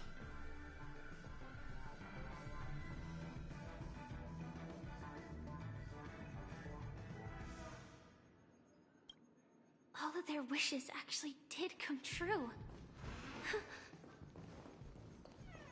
But I just don't understand. How did she do it? And what does pawn really mean? I should go back and ask.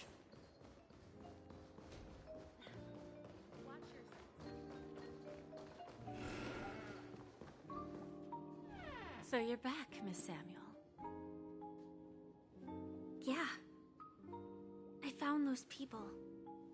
And it seems their wishes did come true after visiting the Bonajade Exchange.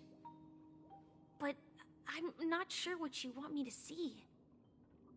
They all seem to be living fulfilled lives. Not so fast. This step was just to show you that the Bonajade Exchange is genuine. That I had the power to grant their wishes. And now, I'll tell you the price they paid. Dell was from a wealthy family. He was head over heels for Dorothy, and wanted to win her heart. So he made a deal with me. He put up his entire fortune in exchange for a gift that would impress Dorothy. It was a piece of cake for me, thanks to my IPC connections. However, Dell will soon find himself evicted from the dreamscape because he can't afford his room. Whether he can bounce back from poverty, well, that depends on him. Let's just hope that necklace will keep their relationship from crumbling. Then there's Stacy, a lady with a gambling addiction. She wanted some serious luck, but she had nothing to offer, so I took something else instead. I took away all her close relationships. From the moment she stepped out of the Bonajade Exchange, every casino in the cosmos would remember her name. But her parents and siblings would sever ties with her, and it would be impossible for Stacy to make any real friends again. She will accrue a vast wealth due to her good luck, but she'll never be able to use it for the people who truly matter to her. As for Detective Walker, he spent 2 decades chasing down a wanted criminal for some heinous crime. But he never caught the guy. In his desperation, he came to me. He offered his own memory system as collateral. In due time, his memories as a detective will be erased, and he will completely forget his own identity and all the sacrifices he has made. Interesting, don't you think? I fulfill people's desires and grant them favors, and soon they come back to me with even greater desires. When people see others' desires get fulfilled, they develop their own desires. It seems like an endless cycle, but it does have a goal. In the end, I will get what I desire from this whirlpool. And Patience happens to be one of my greatest strengths. So now, do you understand what you must give up, Miss Samuel? Or should I address you as AR-26710, a remnant of Glamoth's Iron Cavalry? I'm not surprised. You are much calmer than I expected. Entropy loss syndrome. Truly an unjust misfortune, isn't it? The higher-ups in Glamoth implemented such a failsafe within the genes of their warriors, just to make sure the Republic's most powerful weapons wouldn't fall into the wrong hands. As for the price, those Iron Cavalries weren't exactly seen as regular, independent humans, so there wasn't really a price to be paid. However, you are different. You're now a Stellaron hunter, a living being named Firefly. Naturally, you want to continue your existence, but with the Firmament Front gone, the people who know the secret and can cure the disease are nowhere to be found. Are you suggesting that the IPC has a remedy? Well, there might be a silver lining. That's all I can say for now. I see. It's no wonder you said I can't provide anything of equal value. Because nothing I own holds any meaning. So, you're going to ask me to personally restrain my partners to ensure my own survival? Unfortunately, that's not quite the case. Partners. A nice way to put it. Now I'm even more curious about the Stellaron hunters. Each of you has your own identity and a special bond with each other. It's strong and intimate, and yet it allows for independence. Just as the 10 Stonehearts follow Diamond, you follow your own leader. I wonder what they are like, and if all Stellaron hunters are like you. Traveling on the path of finality, but struggling against your destiny. Attempting to move in the opposite direction. I really hope that one day, all of you will come and visit my pawn shop. I'll be waiting patiently for that day. Can I see this as an invitation? From Diamond to the Stellaron hunters while keeping the IPC in the dark? Consider it more of a personal offer from myself. It doesn't represent the IPC or the Strategic Investment Department. The Stellaron hunters have interacted with the IPC, but not the 10 Stonehearts. Our paths have never crossed. As for your offer, I can pass it along to my partners. But I have a question. You know who I am. And you must know that my partner is keeping an eye on this room. If she wanted to, she could let the entirety of Pierpoint know about it within a few mere seconds. What drives you to take such a risk and extend this invitation on behalf of Diamond, even if it could lead to your downfall? Simply put, you and I are the same.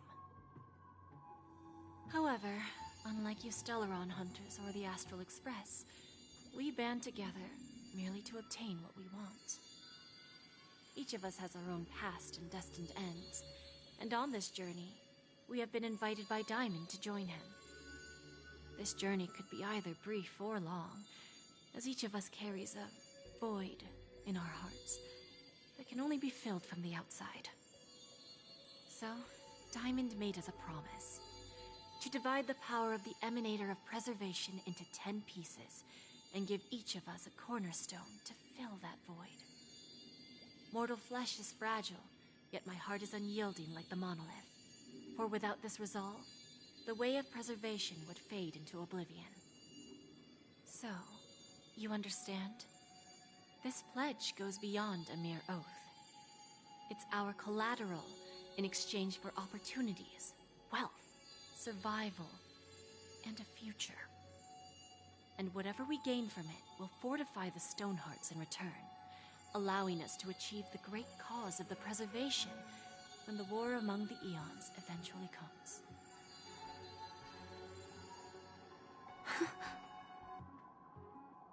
I understand. Take your time, child. You don't need to give me an immediate answer. Like I said, patience is one of my greatest strengths. If fate turns that page, our paths will cross again. It's a shame, though, that this pawn shop can't give me what I desire. My last attempt in Penacony. Well, it ends with hope.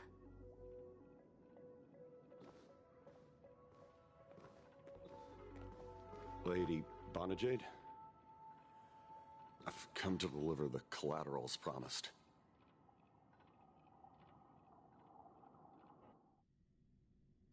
Turns out, the meeting to decide the future of Penacony went much smoother than expected. With little debate. The Charmony Festival's opening ceremony is starting soon. I should head down and take a look. This airship has quite a few treasures, a bountiful harvest.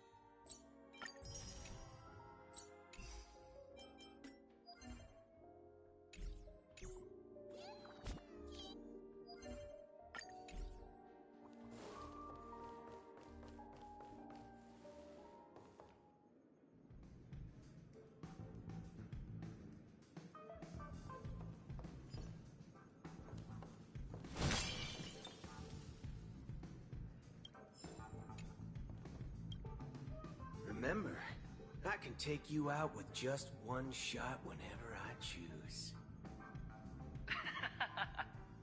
Oh, that'd be my honor. And don't worry, I hate cheating at the table. You better. Ah, look who's here. The great hero of the Astral Express. The most dazzling trailblazer in all of Penacony. Oh, you're here too. Long time no see, friend.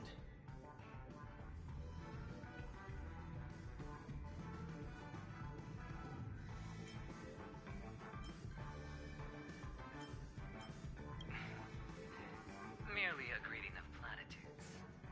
As long as you and I have an understanding. Let's set aside those under-the-table dealings for now, partner.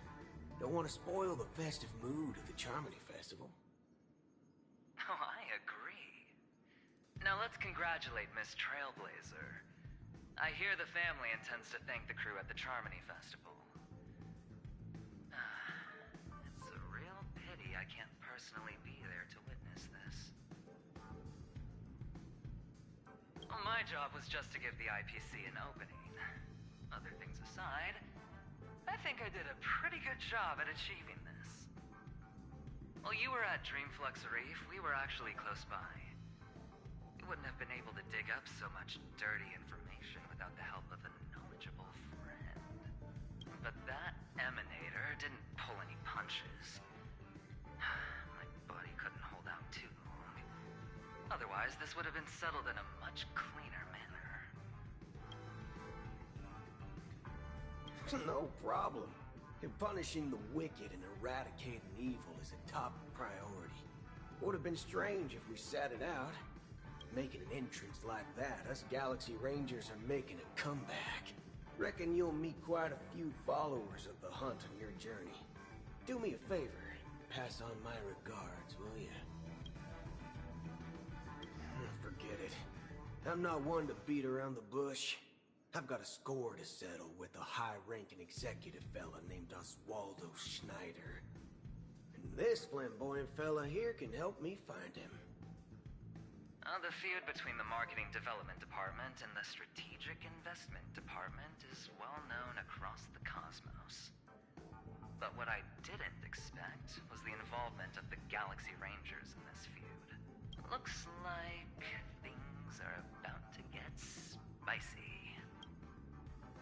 Thank you.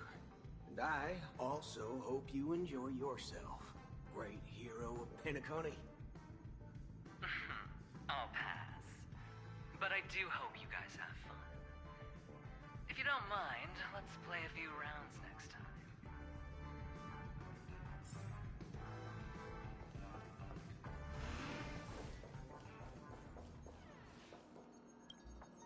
Ah, yes.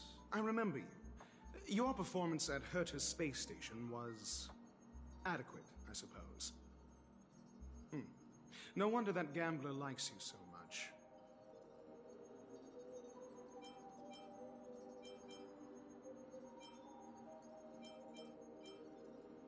This individual is my responsibility during the trip.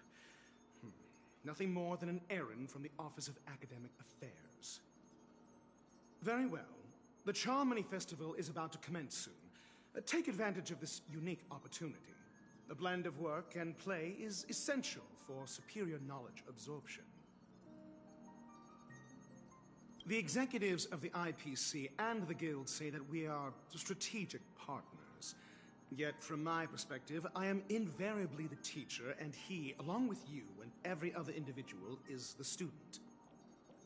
From this perspective, Aventurine isn't what you'd call an ideal student. Yet, he's also not utterly obtuse. Alas, the void within him can never be filled by talent and knowledge. Let's hope he doesn't turn into a philosophical zombie.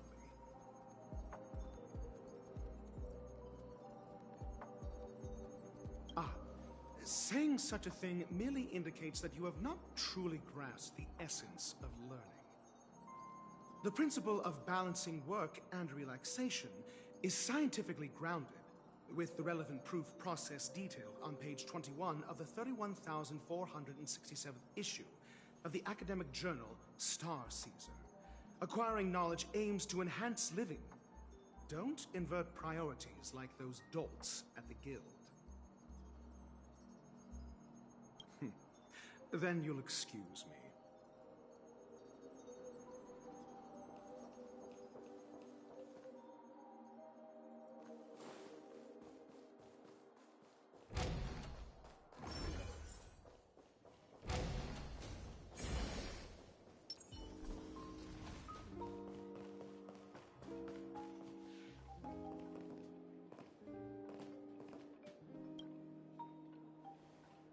Well, if it isn't my old friend. It hasn't been long, and yet, here we are again. How are you?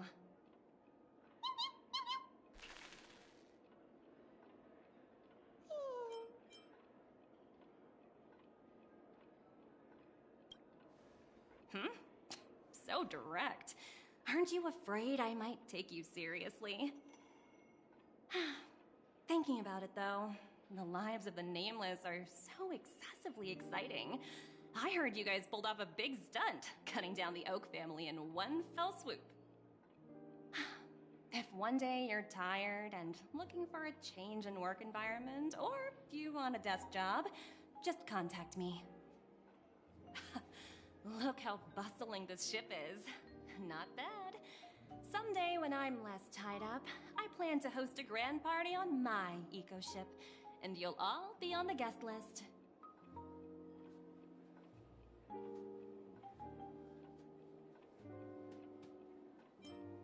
Transform? What are you saying? Oh, I understand now. You're referring to Aventurine's cornerstone, right? Sorry. Compared to him, my ability is not as visual. Guess there is no harm telling you.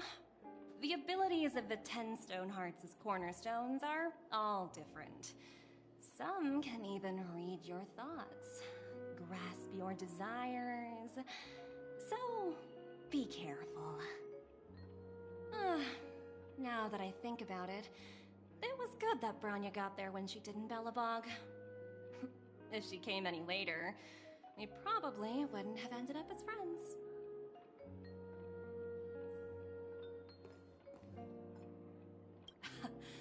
Look how bustling.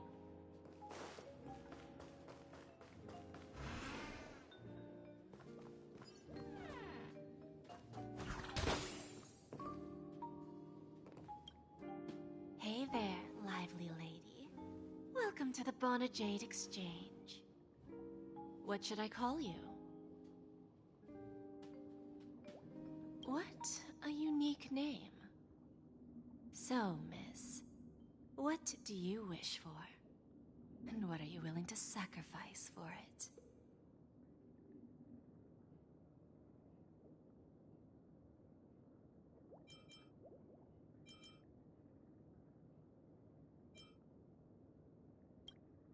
Oh, this is your wish.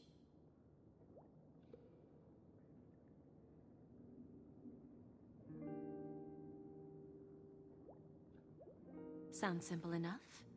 Very pragmatic. Then, let's discuss the cost. To fulfill this wish, the thing I need is simple. The tail of an animal. Well, it's a two-legged animal with black fur, a round head, and long ears. It's omnivorous and is prone to mood swings. Most importantly, it has mastered the human language and can communicate. Bring its tail to me as collateral, and your dreams will come true.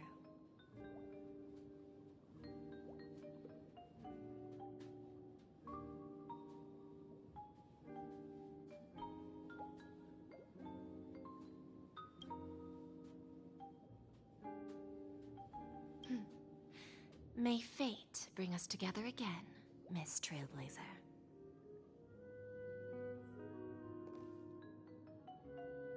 May fate bring us to...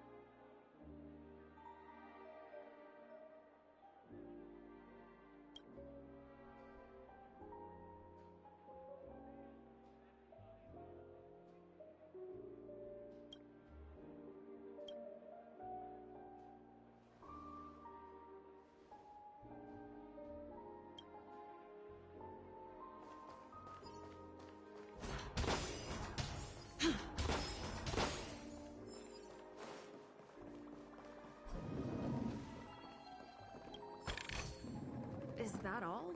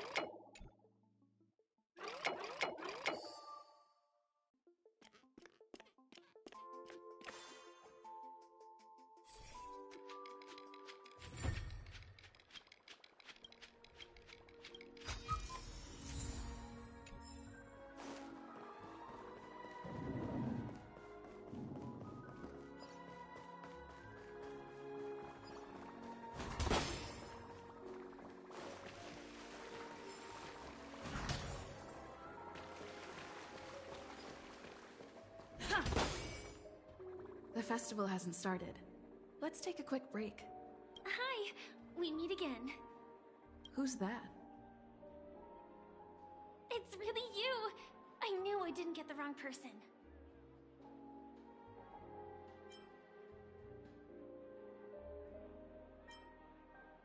It was you! I saw you opening treasure chests, hitting balloons, and playing dreamy slots. I don't think I'm mistaken, right? there's still some time before the Charmony Festival starts. Do you want to chat?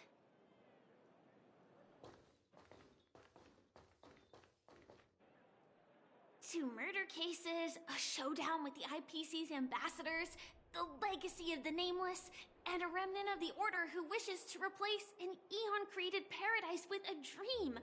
You guys even ended up shattering the dream.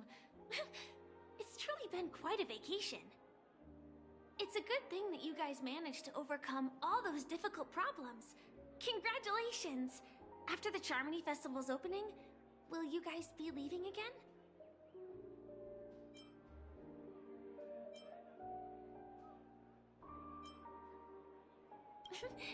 There will always be somewhere. After all, you guys are on the path of the Trailblaze. Before joining the Stellaron Hunters, Elio told me that this journey will tell me how to live on. That's all he said. As for the rest, it's up to me to find out. So, I'll pay extra attention to any leads that will let me live on. This trip to Penacony is no different.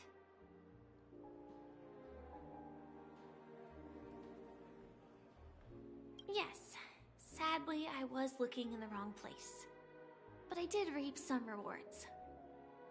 Do you know Miss Jade from the IPC's Strategic Investment Department? Bonajade Exchange belongs to her. She told me her price, but... no. But what she wanted wasn't my answer either. Of course, I want to live on. But... what fate owes me? I want it paid back, not passed on. No one else should be involved because this is a grudge between me and fate. Speaking of which, actually, I feel that I still owe you a formal apology for that matter with the performer of the Iris family. Even the smallest of lies can turn into a betrayal as sharp as a blade. I'm sorry.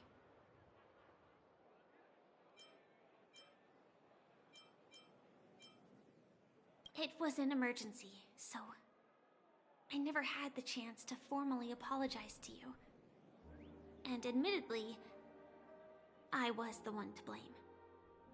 To me, hiding is much easier than being honest. Yet, I still want to try expressing my emotions as any ordinary person would. It's that girl! Get moving! Arrest that criminal before the Charmony Festival's opening ceremony starts! I can't believe they've chased me this far. Looks like we have to say our goodbyes. Don't worry about me, just go and enjoy the ceremony. The script hasn't reached its end yet.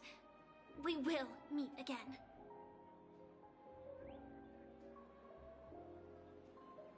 I hope she's okay. But if it's only those two hounds again, she'll probably be fine. I'll send a message later to check in on her. Let's go attend the Charmony Festival first.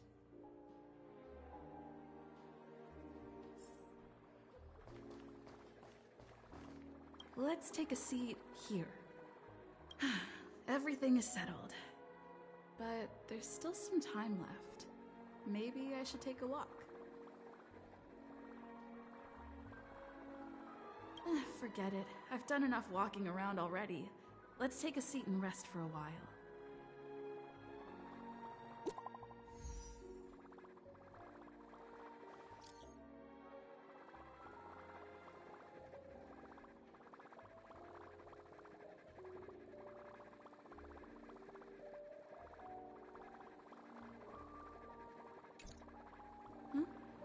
Looks like I don't have to worry about her.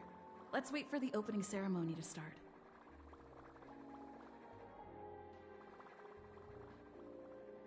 Wow! It's Miss Robin! Hey, Miss Robin! Hey, Miss Robin! Over here, Miss Robin! Miss Robin! Miss Robin! Miss Robin! Miss Robin! Glory to the family! Glory to the family! I'm your biggest fan, Miss Robin!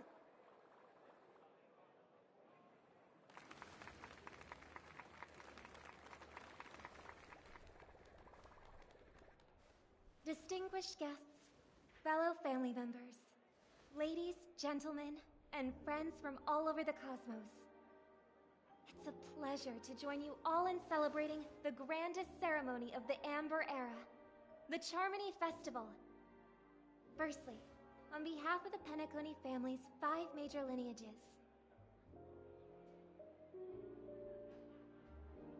and on behalf of myself, I'd like to extend a warm welcome to all our guests.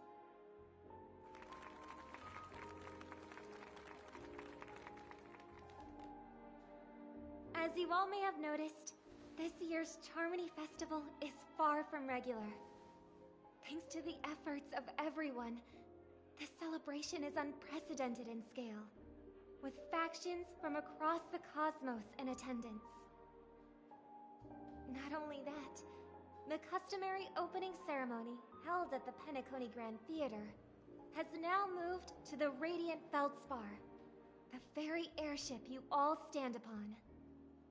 We invite you to express your warmest applause and deepest appreciation for OT Alfalfa, head of the Alfalfa family, for his selfless devotion to the Harmony's cause.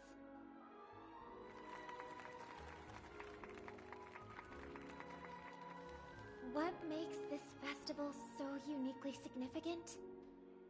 As is widely known, the Radiant Feldspar had to halt its voyage due to an anomaly in the Sweet Dream, sparking widespread discussion in the 12 Hours. Thanks to the hard work of Penacony's internal and external factions, we've finally gotten the Dreamscape back on track, just in time for the Charmony Festival. And as they say, good things come in pairs. The Charmony Festival not only celebrates this achievement, but also marks the relaunch of the Radiant Feldspar. And finally, the last reason. Does everyone remember the Watchmaker?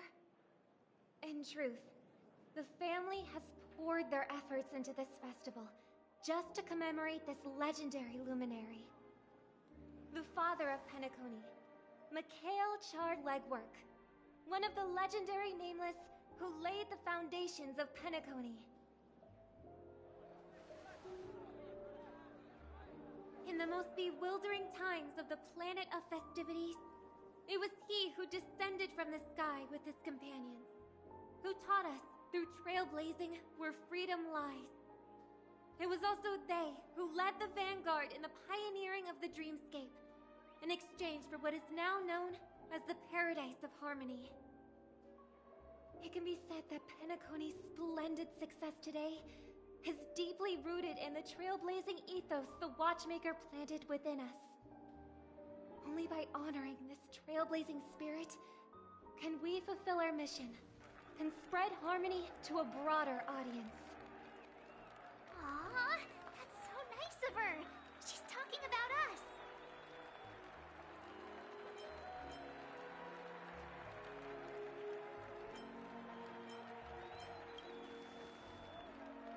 That's right. Unparalleled. And now, the Sweet Dream is back on track. All thanks to the Trailblaze, of course. If it weren't for everyone on the Astral Express, we wouldn't be able to successfully host this Charmony Festival. Thus, with unanimous consent from the 5 major lineages, Penacony's family, on behalf of all family members throughout the cosmos, offer a token of appreciation to the Nameless. Oh, I wonder if it's gonna be a big one. We will transfer ownership of the Radiant Feldspar to the Astral Express. A meager appreciation that we hope you will accept with grace. Let us gift our applause and cheers to these brave and dauntless Nameless. Nameless! Nameless! Nameless! And now, I propose a toast. To harmony, to the Trailblaze, to the future of Penacony and the universe, and to the generous Alfalfa family head, Mr. O.T. Alfalfa. Cheers! Cheers!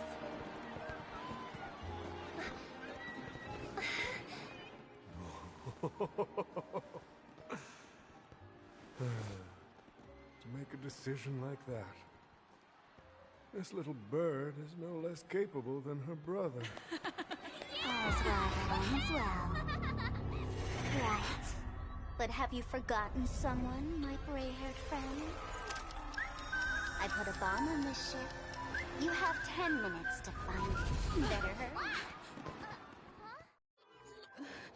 When did this get shoved into my hands? There's still so many bombs. Now's not the time for plot twists. I can't handle this alone. Time to create a group and inform everyone.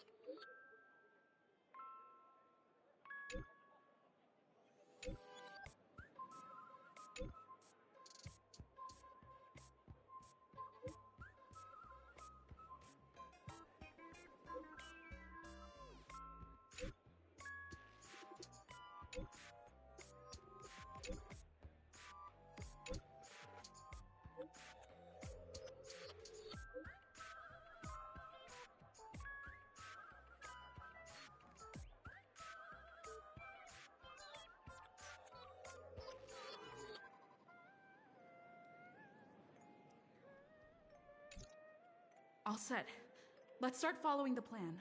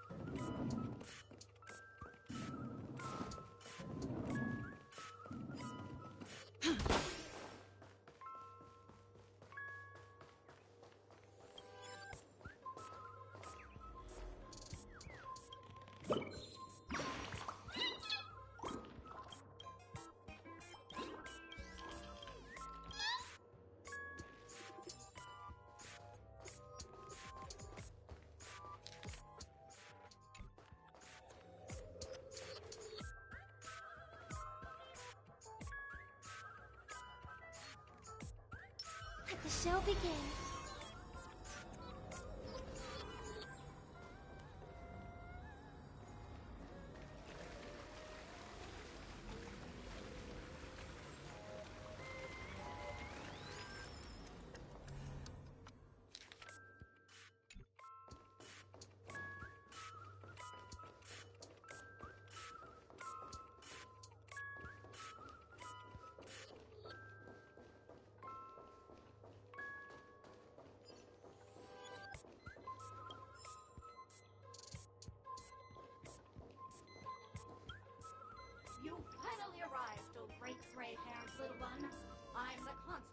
these parts, and right now, I'm posing as a bomb. What do you know? This is called foreshadowing. Alright, now that you've found me, it's my turn to complete my mission. Next, I'll count down from 5 and then explode. 5, 4, 1! Is it really that important? I'm not even a real bomb. Was it surprising, shocking, horrifying? No? Really? Fine. That's too bad then. You really ought to learn how to win a girl over.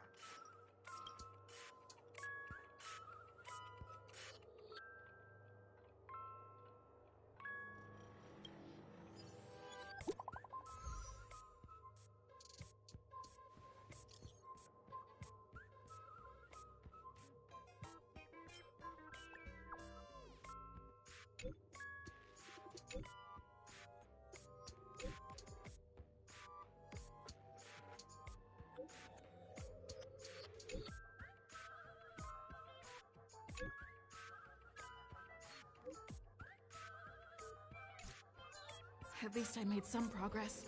I've gotta keep working at it.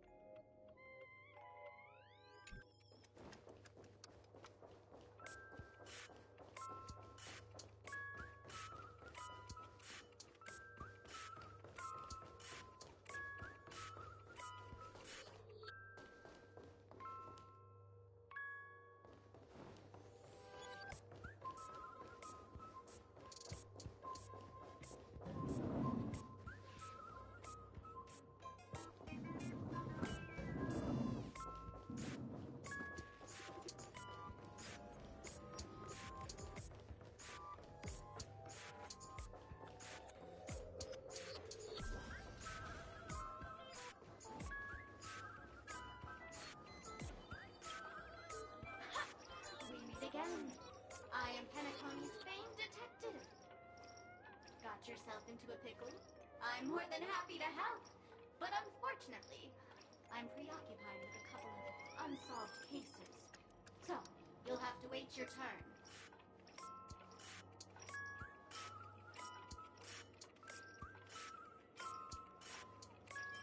Oh. Right. It completely slipped my mind. Dr. Boom specializes in explosives. I need your help, miss. You've had quite a few run-ins with Dr. Boom. And with the recent bomb situation, you're bound to find evidence that proves Dr. Boom is the killer.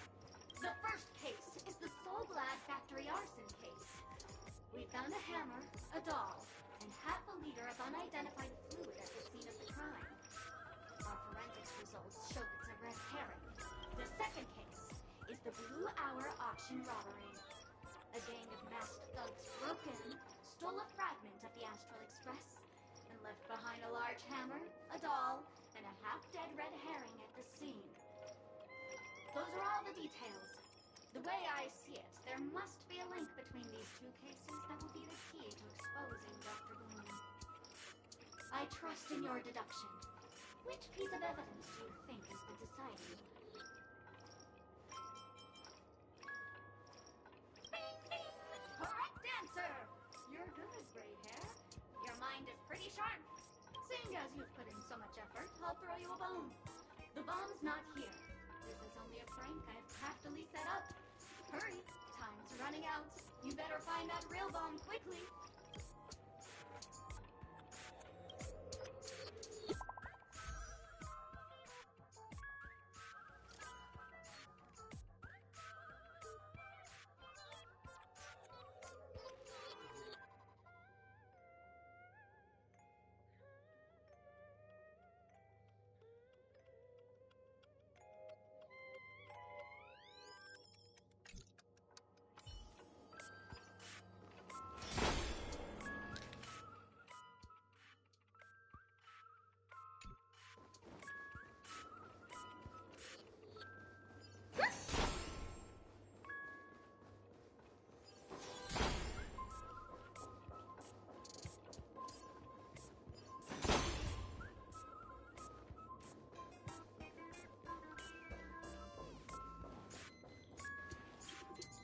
Welcome to the Radiant Feldspar, good lady. I'm a dangerous bomb, and an outlaw who despises law and order. May you have a splendid day.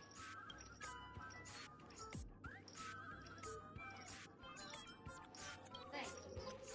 But courtesy doesn't hide my hazardous lunacy. If you're unconvinced, let me show you. Go fudge yourself, you muddle fudger!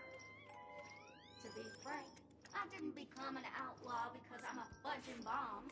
It's because I'm the fudging owner of an ancient, mad, forbidden curse. Care to experience it? I can chant it for you. But Miss Sparkle won't be responsible for any of the consequences.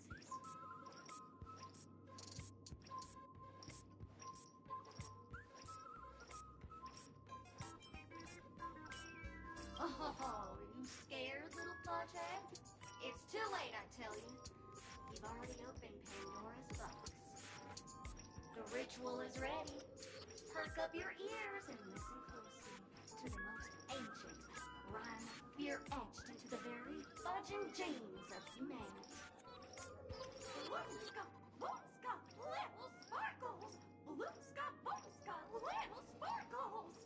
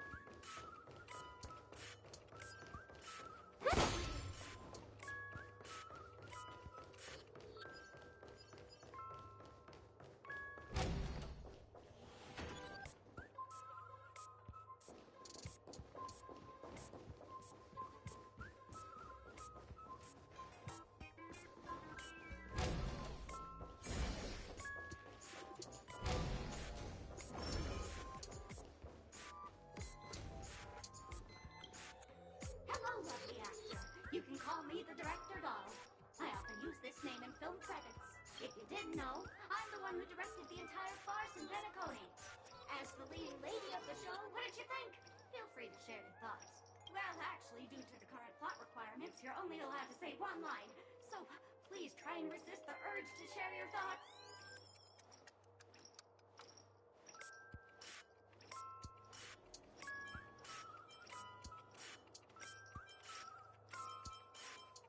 Really? You really have no questions? Okay then, what a pity. Since you're done asking questions and I'm done answering, according to the script, I must reveal to you the fact that there's no bomb here at all, thus causing you to want to kick yourself for spending this whole time listening to me prattling on, after which we will part ways. But don't fret, I've also prepared a gift for you. A dream bubble that has the thrilling life and death moments I shared with the beautiful memo keeper. If you haven't seen it yet, you should hurry up and look for Dr. Edward.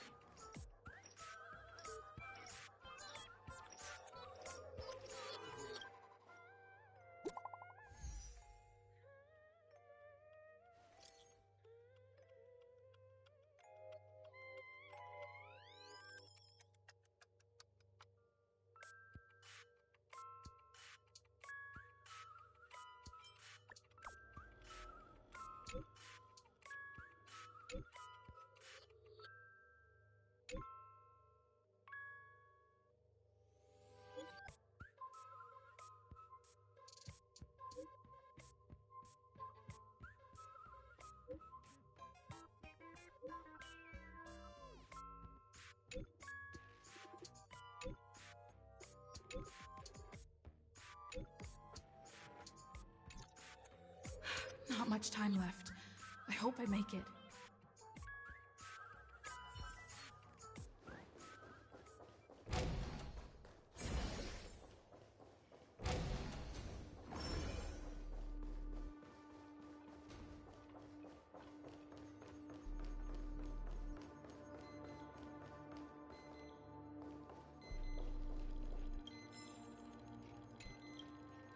Oh, by the laughter!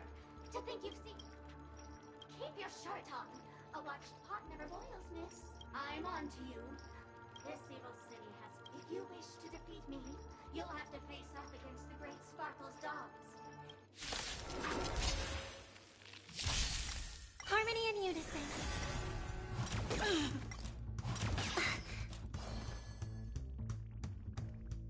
Protect me! Protect me! Still the same old. Humanity never conceals its desire to control the heavens, and I'm no exception. Let the show begin! Get them!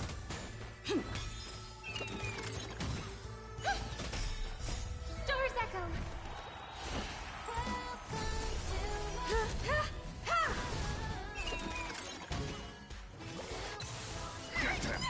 Dreams do come true.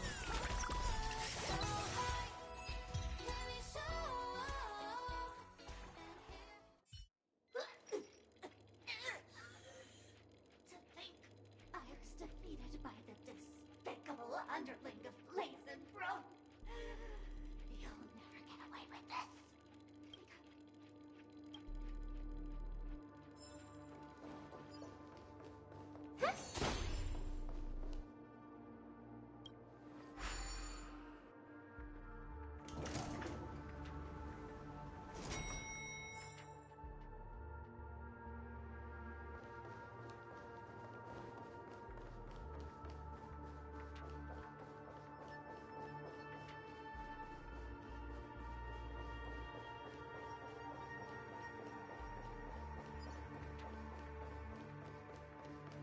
Is that a firefly?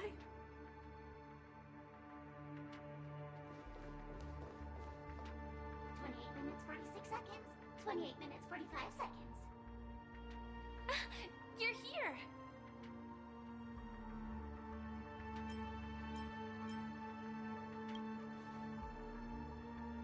The masked fools? Huh. So this really was their doing. Since you're here, I'll just keep it short.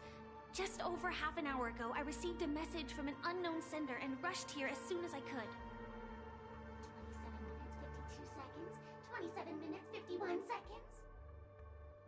dream has lost the protection of the Order. If it were to blow up here, the consequences would be unfathomable. I've scrutinized it for a long time, but the bomb's design is incredibly unique, as if it's been locked by some mysterious path force. Apart from its creator, I fear no one knows how to deactivate it.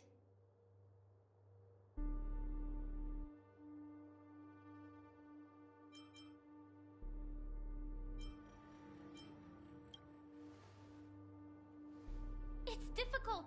Time is running out, and she's a master of disguise. And even if we catch her, she won't come quietly.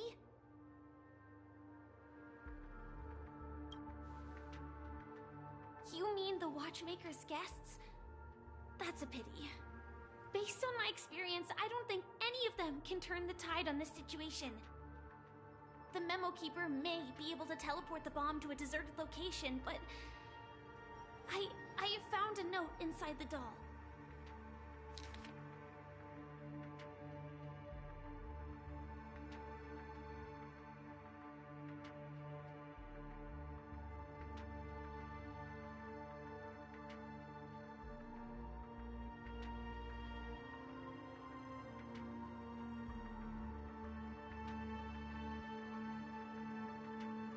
I don't know what grudges they have, but this path is a dead end, too.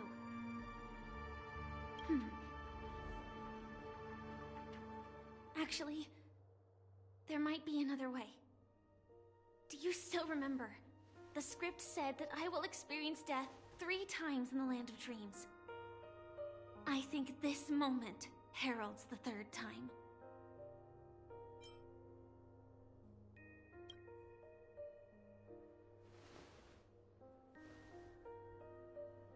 You may already know that I have no way of evoking dreams. I employ a Stellaron Hunter's special method in order to enter dreams instead. This allows me to perform feats that typical dream chasers can't. As long as I can bear the pain of the Memoria pressure, I'll be able to dive into the primal memory zone beyond the dream and extend a lifeline to the Radiant Feldspar. I will take this bomb into the depths of the dreamscape, as deep as possible, where there are no living souls around. That way, at least no one will get hurt.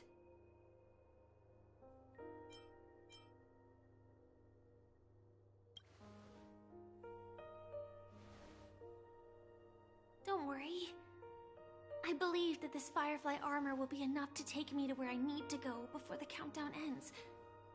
And maybe even make it back safely. At present, this is our best and most logical course of action. After all, a long story deserves a happy ending. I have some words to share with you, though they were spoken to me by Miss Acheron. She said that the so-called impossible is merely something that is yet to happen. At the moment, there are so many things that seem impossible. But are they really never going to happen? Maybe it's just that the moment to disprove these impossibilities hasn't arrived yet. Whether it be a literal ending, suffering akin to death, or a harrowing deathscape. Before the appointed destination arrives, they are all the same. Yet I can still make myriad choices. I also firmly believe that when that moment arrives for us to make a choice, the answer to our end will already be within our hearts. It is not destiny that shapes us, but we who shape destiny. The Astral Express and the Stellaron Hunters are like light and shadow. We walk on different paths, intertwined, moving forward and growing together. Maybe the end is predestined, but it is not today. Since things are going too well, let's speed up the countdown. Human life is short, just like fireflies to a flame. So if you have an answer in your heart, always remember, don't leave with any regrets. We have this right. Don't we?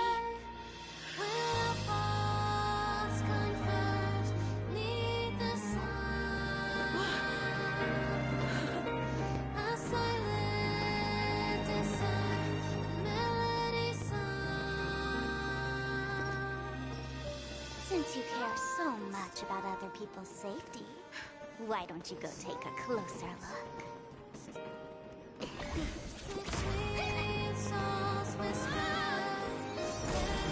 You see, everything is possible in this land of dreams. We each came here with our own goals and realized them in unimaginable ways. Regardless if the result was a sweet illusion or a bitter reality. It was an answer we longed for, day and night. So, why do people choose to slumber?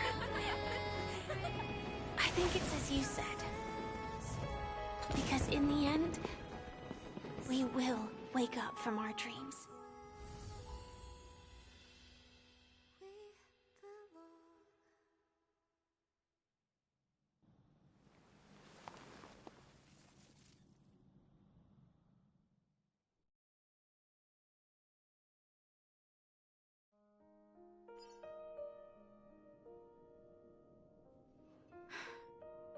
When I arrived, I happened to see a child holding it. He said the flowers were prepared by Aunt Jessie for the watchmaker and the war comrade he'd missed his whole life. Mikhail would place 2 bunches of flowers here year after year. And after he left, it became 3. Your wishes will always be remembered by someone. Now, Penacony, as you hoped, has welcomed the dawn after a long, dark night. The path forward may not be a bed of roses, but at least people are prepared to step forth towards freedom. Tiernan, you can go home now. While the Nameless are also preparing for the next stop of their voyage.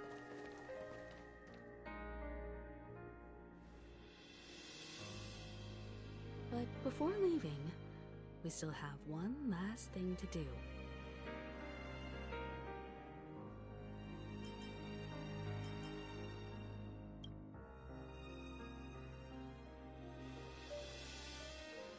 It is my honor. I've said many goodbyes. Yet I am glad that this is the first time I speak these words with a smile. But before leaving, I'm sure you all have plenty to say to the Nameless of the past. A fitting end to the tale of the departed. One could not ask for a better farewell. Go on. They're all here.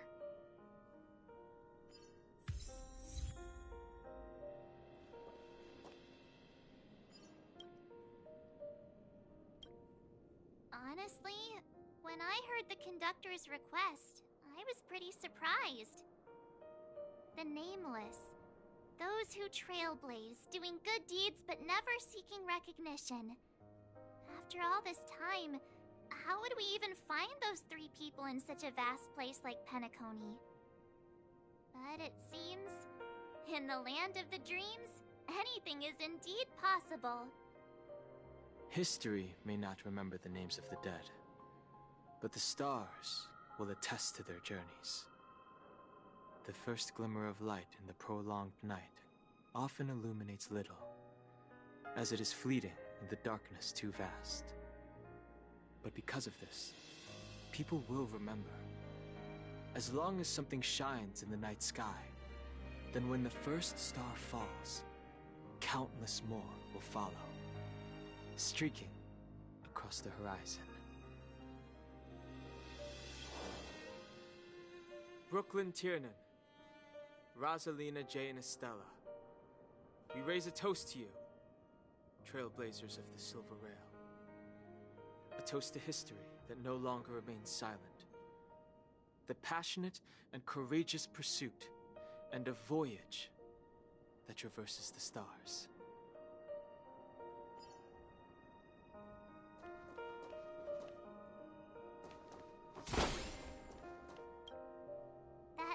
statue. It wasn't here last time. Looks like this is the last riddle that Mr. Gallagher left for us. In the end, we still failed to figure out his true identity, or if he was even a living person. What should I say? I mean, this guy is definitely a history fictionologist, all right. I'm suddenly reminded of the time at the theme park when he said he was only 13 years old. Could that have meant something too? Either way, he's an enigmatic character for sure.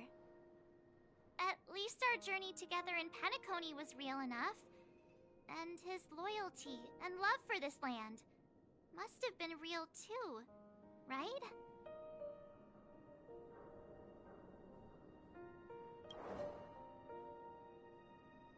Gallagher, we raise a toast to you, the slumbering hound. To the festival's invitation, to all lies and the singular truth. If we ever meet again, please don't talk in riddles.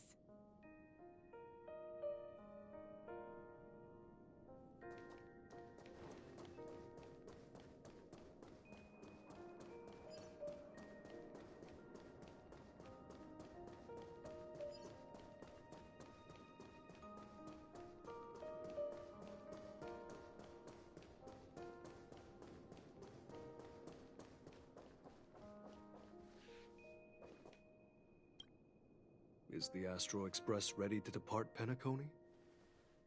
Apologies, Mr. Mika, that we are only now bidding you farewell. Oh, that's all right. You've all done so much for the Watchmaker, and we are forever indebted. Allow me, as the representative of Dreamflux Reef, to make another toast to all the nameless. What will the people of Dreamflux Reef do now? Many will continue to live here. Those accustomed to being awake will mostly have a hard time getting used to a life of darkness with their eyes closed. Though the order has faded, there must be someone to watch over this primal memory zone. Penacony's nights are long, and there are many who are still far from a good night's sleep. As for the sweet dream over there, we're still managing without it, aren't we?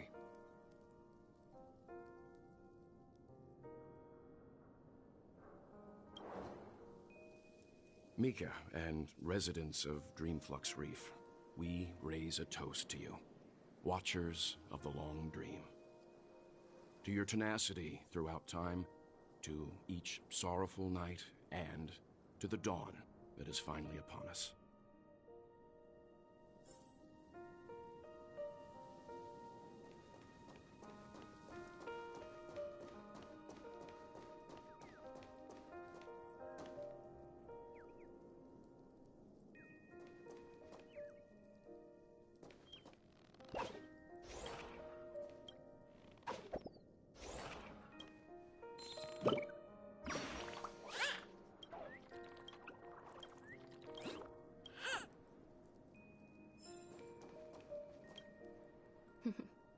In the end, we still came full circle. This trailblazing expedition started from the moment you and a bellboy ran into each other. After going on a journey of many twists and turns, they still ended up where they started. Just like a clock's hands that turn round and round, the start and end of each day will always land on 12 o'clock, the advent of time moving forward. There shouldn't be much left to say.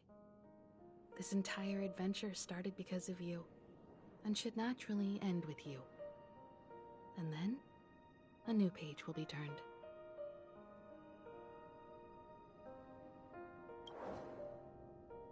Mikhail Char Legwork, we raise a toast to you, watchmaker of the land of the dreams, nameless of the Astral Express. To Penacony's past, present, future, and the child's unwavering dream unto death. With that, our duty as nameless should be complete, right? The trailblaze can illuminate the way, but ultimately, The future of a world belongs to those who live in it.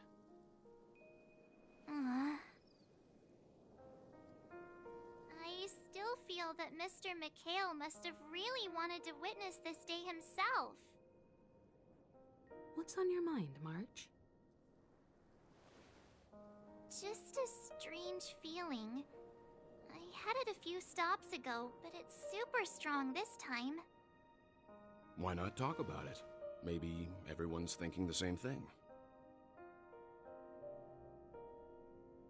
I can't help but think that whether it's Mr. McHale, Mr. Tiernan, or Madame Rosalina, their lives must have been long, and they must have experienced plenty of stories. They were also young once, stumbling and bumbling around just like us, getting into scraps and mischief, that sort of stuff. Companions, enemies, journeys, adventures, all the sad and happy memories. The everyday that we're used to, they've lived through them too. But those things are all in the past.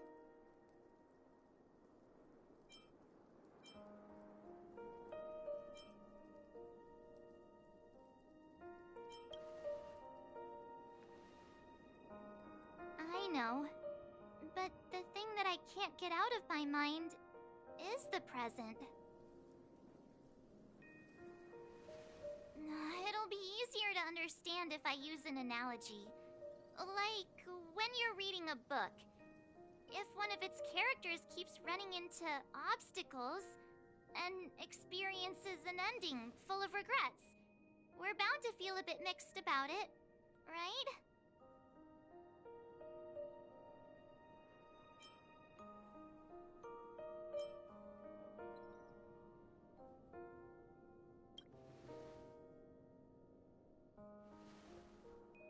To me, it's because we've seen every nook and cranny of their lives. We see these people as special.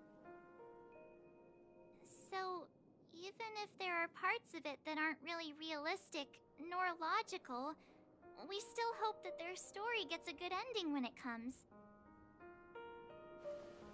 But what if they and we aren't really that special? When Mr. McHale sat in this chair, waiting for the Astral Express to arrive every day, what was he thinking? And if, at the end of his life, he could still firmly say he had no regrets, then what is this regret we feel in our hearts right now? I think each and every one of us is searching for the answer to this very question. The universe is vast, and our lives are but specks. The trailblaze never ends, but against the backdrop of the cosmos, the average person's lifelong journey is merely a short stretch. But it is in this minuscule distance that paths cross and countless worlds connect. The universe may not remember every person who leaves a tie along the silver rail, but we will. As long as we remember, their stories will never end. And what Mr. McHale has left for us is his answer to this very question. It may not be perfect, but it left a smile on this storied, jaded old Nameless's face at the end of his life. And its meaning will be interpreted by those who come after us. It's not the answer that's important, but what we can learn from others' answers, right? This is what trailblazing is. Sure. I'm really sorry for bringing down the vibe. Quick, Don Hung, tell us a dad joke to lighten the mood.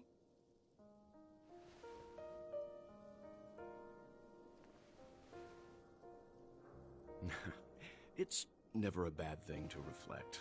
One day, we'll all have to face our own farewells. But before that, we still have a long way ahead of us together. So the most important thing right now is to tell the conductor what we saw in Penacony. Then prepare ourselves for our next trailblazing destination. I should get back to the Express. Or maybe I could say my final goodbye to Acheron.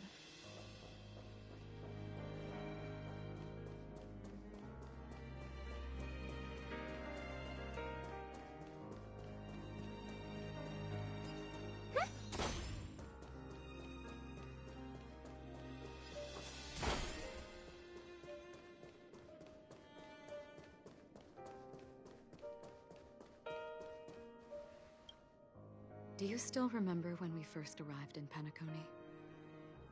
Who would have thought our paths would cross in such a way? Come to think of it, I didn't even get a chance to formally introduce myself. Simply put, I'm a self-annihilator who was cursed by the Nihility. My hometown was destroyed a long time ago, and the whole world was erased beneath their shadow. In order to fight against the cruel end of self-destruction, I went on a journey, in search of a way to sever the chains of the Nihility. After a long and grueling search, I am convinced that my destination lies within the depths of the dark web, where reality and the Nihility are separate.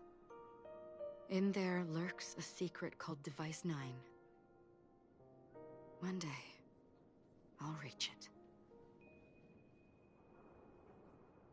The ocean of stars is vast, and given our destinations, I'm afraid our paths may not cross again.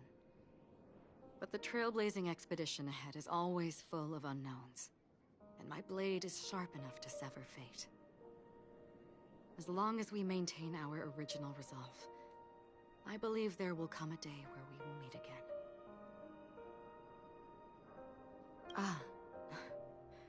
In that case, I must apologize for my rudeness. Do you remember when we first met?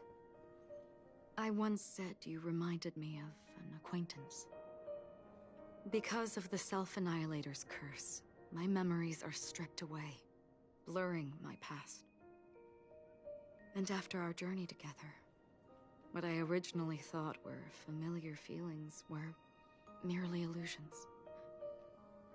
I believe this was truly our first meeting.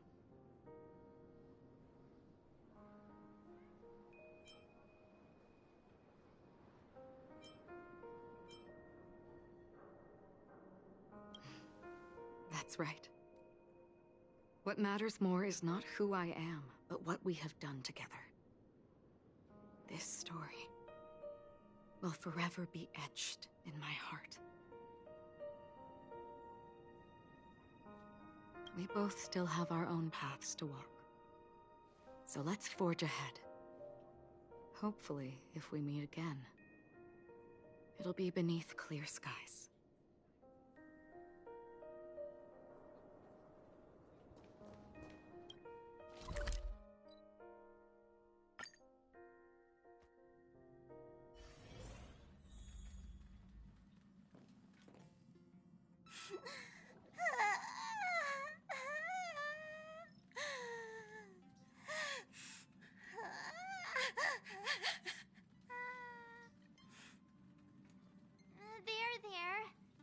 Chin up, Pom-Pom. Don't be sad. Don't cry. Wow. Your method of consolation is truly unsophisticated. Still better than just standing there like a scarecrow.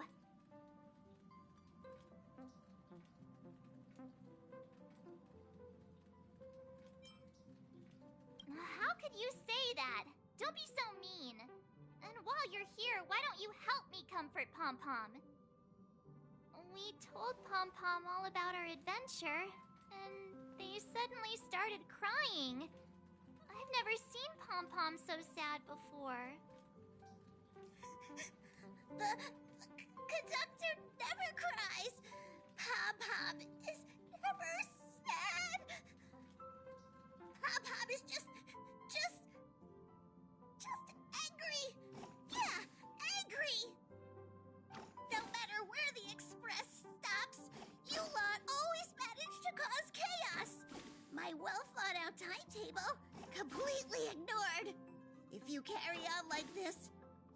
Express is gonna run out of fuel! That's right! Pom-Pom is just angry! It's not because of Misha, Tiernan, Rosalina, and the rest!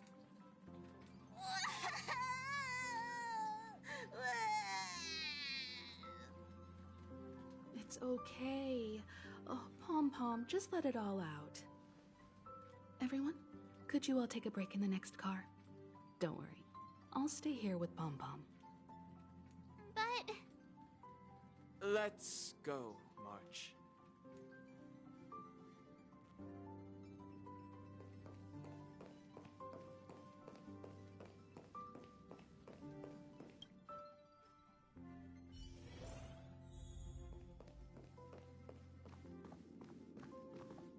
I never expected Pom-Pom would be so distraught. Those three nameless must have meant a lot to Pom-Pom. No one knows exactly when Pom-Pom boarded the Express, but one can surmise that their journey has been filled with many hellos and goodbyes. Probably more than we can imagine. The fact that they're crying so hard is probably a good sign. It proves that Pom-Pom's emotions haven't become dulled by the grind of time.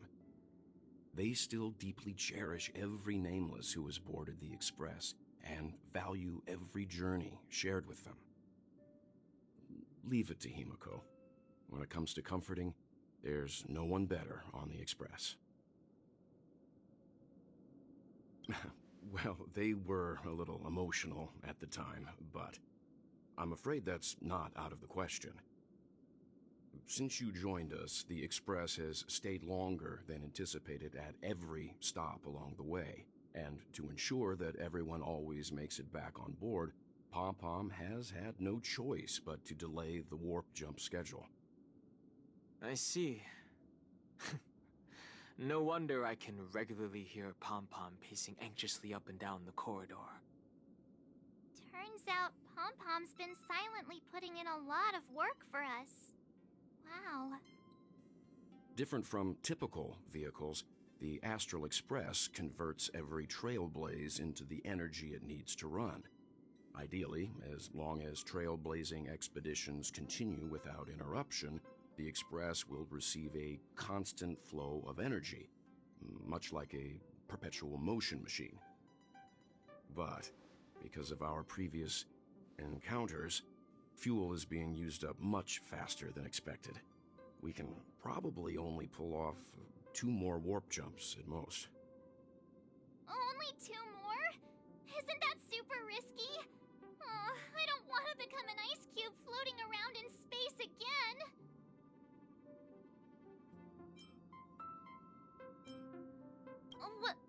When you put it like that, doesn't actually sound too bad. But I don't even want to become an adorable ice cube floating around in space again. Which also means that we must prudently consider our next destination. Yes, I've already checked the astral charts. The 2 nearest worlds to us are the oceanic planet of Lushaka and the agate world, Melostanen.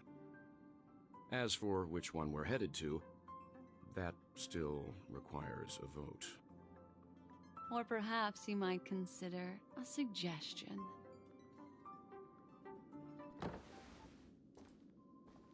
Everyone, we meet again. It's you! Why were you just in my room?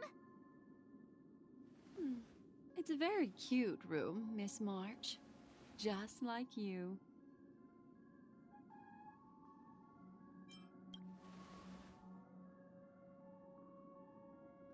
Memo Keeper, let's put aside how you managed to sneak past everyone and board the Express for now. You mentioned a suggestion. I accidentally overheard how the Express obtains fuel. I just wanted to chat with everyone to see if we could work together. But now, it appears my suggestion could be the very lifeline that saves everyone. Please speak candidly. Depending on what you say, we could very well ask you to disembark. Ah, The Permanence's descendant. What a charming little dragon. Especially with those mired memories of yours. But I digress. If the Astral Express is in urgent need of a special trailblazing expedition to recharge its engine, have you all considered this?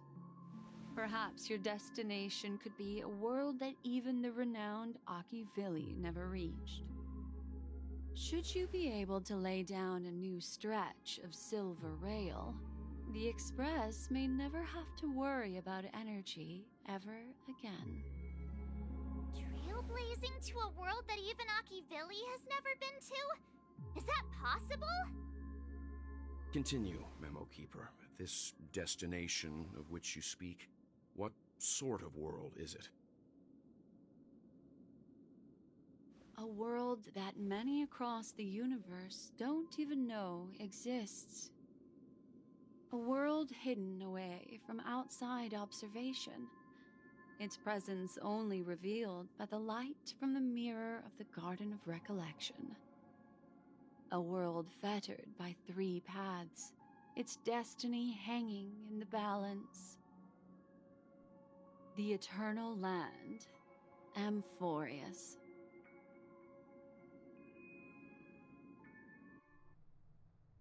I hope I'm not too late, child. I wasn't expecting it to be you. Don't you know how many sentry posts the family has built? And how hard it is to get you out of here? Looks like my time's up. What do you mean? What time? Negotiation, interrogation, or death. My fate lies entirely in your hands, Lady Bonajade. The dance is done.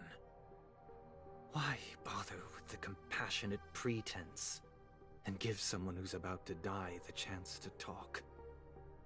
Despite your fall from grace, you still look well. I'm very glad to see that you're so full of verve.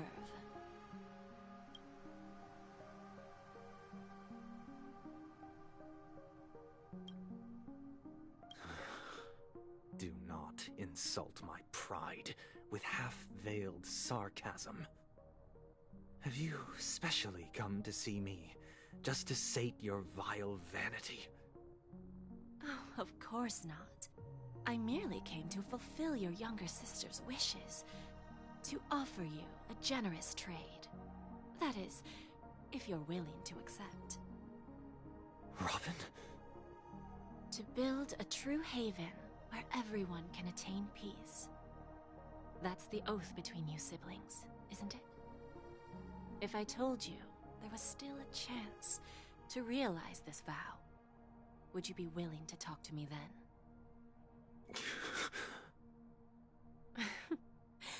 I recognize the gravity of this question, which is why you don't have to answer me right now. Go now. You are free, O Chosen One, who dare to exceed his bounds, sever your wings, descend to the mortal realm, and walk their lands. See what this world is truly like. I will not accept your charity. As I mentioned earlier, it's a trade, and you don't have to give me an answer right now. Rewards are not reaped in a day, and if there's one thing I'm best at, it's waiting. The sweet dream still continues, and the night is still long. You have plenty of time to contemplate your answer. Ah, a word of advice for you before we part ways. A word of warning from someone who's been in your shoes before. Life is too short to miss out on golden opportunities.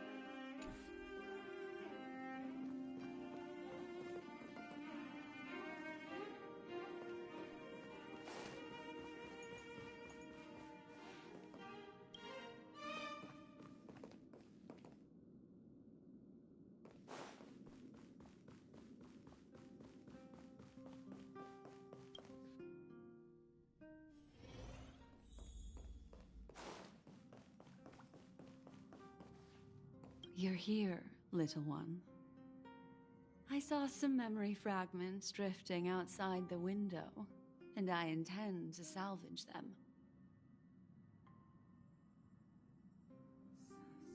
These memory fragments are as fine as dust and can't form memory bubbles. They're hard to see with the naked eye. Even most memo keepers can't sense them. There are too many discarded things in the sea of stars. Our predecessors' trodden paths and forgotten pasts should have left behind vivid marks across the universe. I once felt regret for those that were lost without a trace.